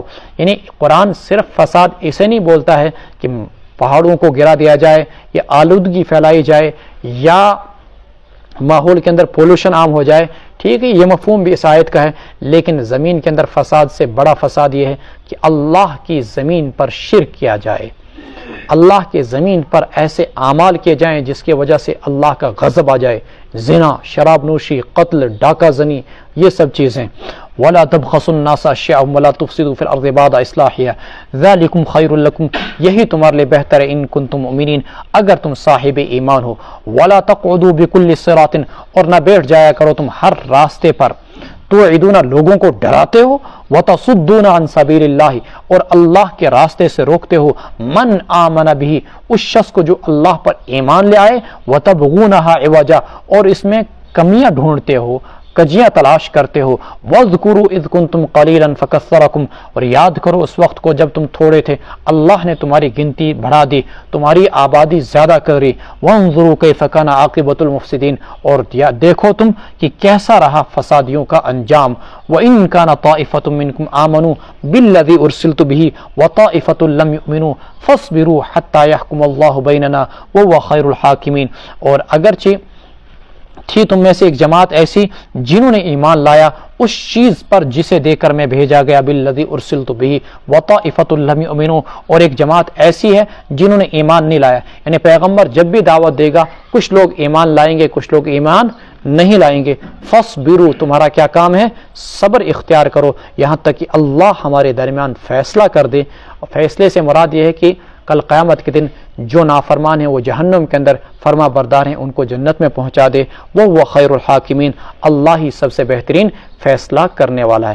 آگے انشاءاللہ کل، لیکن صرف اتنا بتا دوں کہ جب انہوں نے پیغمبر کی جان یہاں لائی اور کہا تجھے ہم پتھروں سے مار دیں گے، تجھے ہم جلا وطن کر دیں گے، پھر پیغمبر نے بھی ان کو بہت سمجھایا، نہیں مانا، آخر اللہ تعالیٰ نے ایک زلزلہ بھیجا، جس زلزلے کے ذریعے سے قوم شعیب کو صفحہ ہستی سے مٹا دیا گیا۔ آج ان کا کوئی نام لینے والا نہیں، اور یہ بھی پتہ نہیں چلتا کہ وہ کہاں پر رہتے تھے۔ اللہ رب العزت ہم سب کو عمل کی توفیق عطا فرمائے۔ جس طریقے سے پچھلی قوموں پر عذاب آیا، قرآن یہ واقعات اس لیے بیان کرتا ہے کہ تم ان کے نقش قدم پر چل کر ان کی طرح کہیں مستحق عذاب نہ بن جانا، جیسے وہ لوگ مستحق عذاب ٹھہرے۔ انہوں نے اگر پیغمبروں کی نافرمانی کی، انہوں نے پیغمبروں کو گالیاں دی، انہوں نے ناپ تول میں کمی کی، وغیرہ وغیرہ وغیرہ بدکاریاں کی، تم ان کے نقش قدم پر نہ چلنا۔ اس امت کے اندر بھی یہ ہوگا قوم لوط کی طرح۔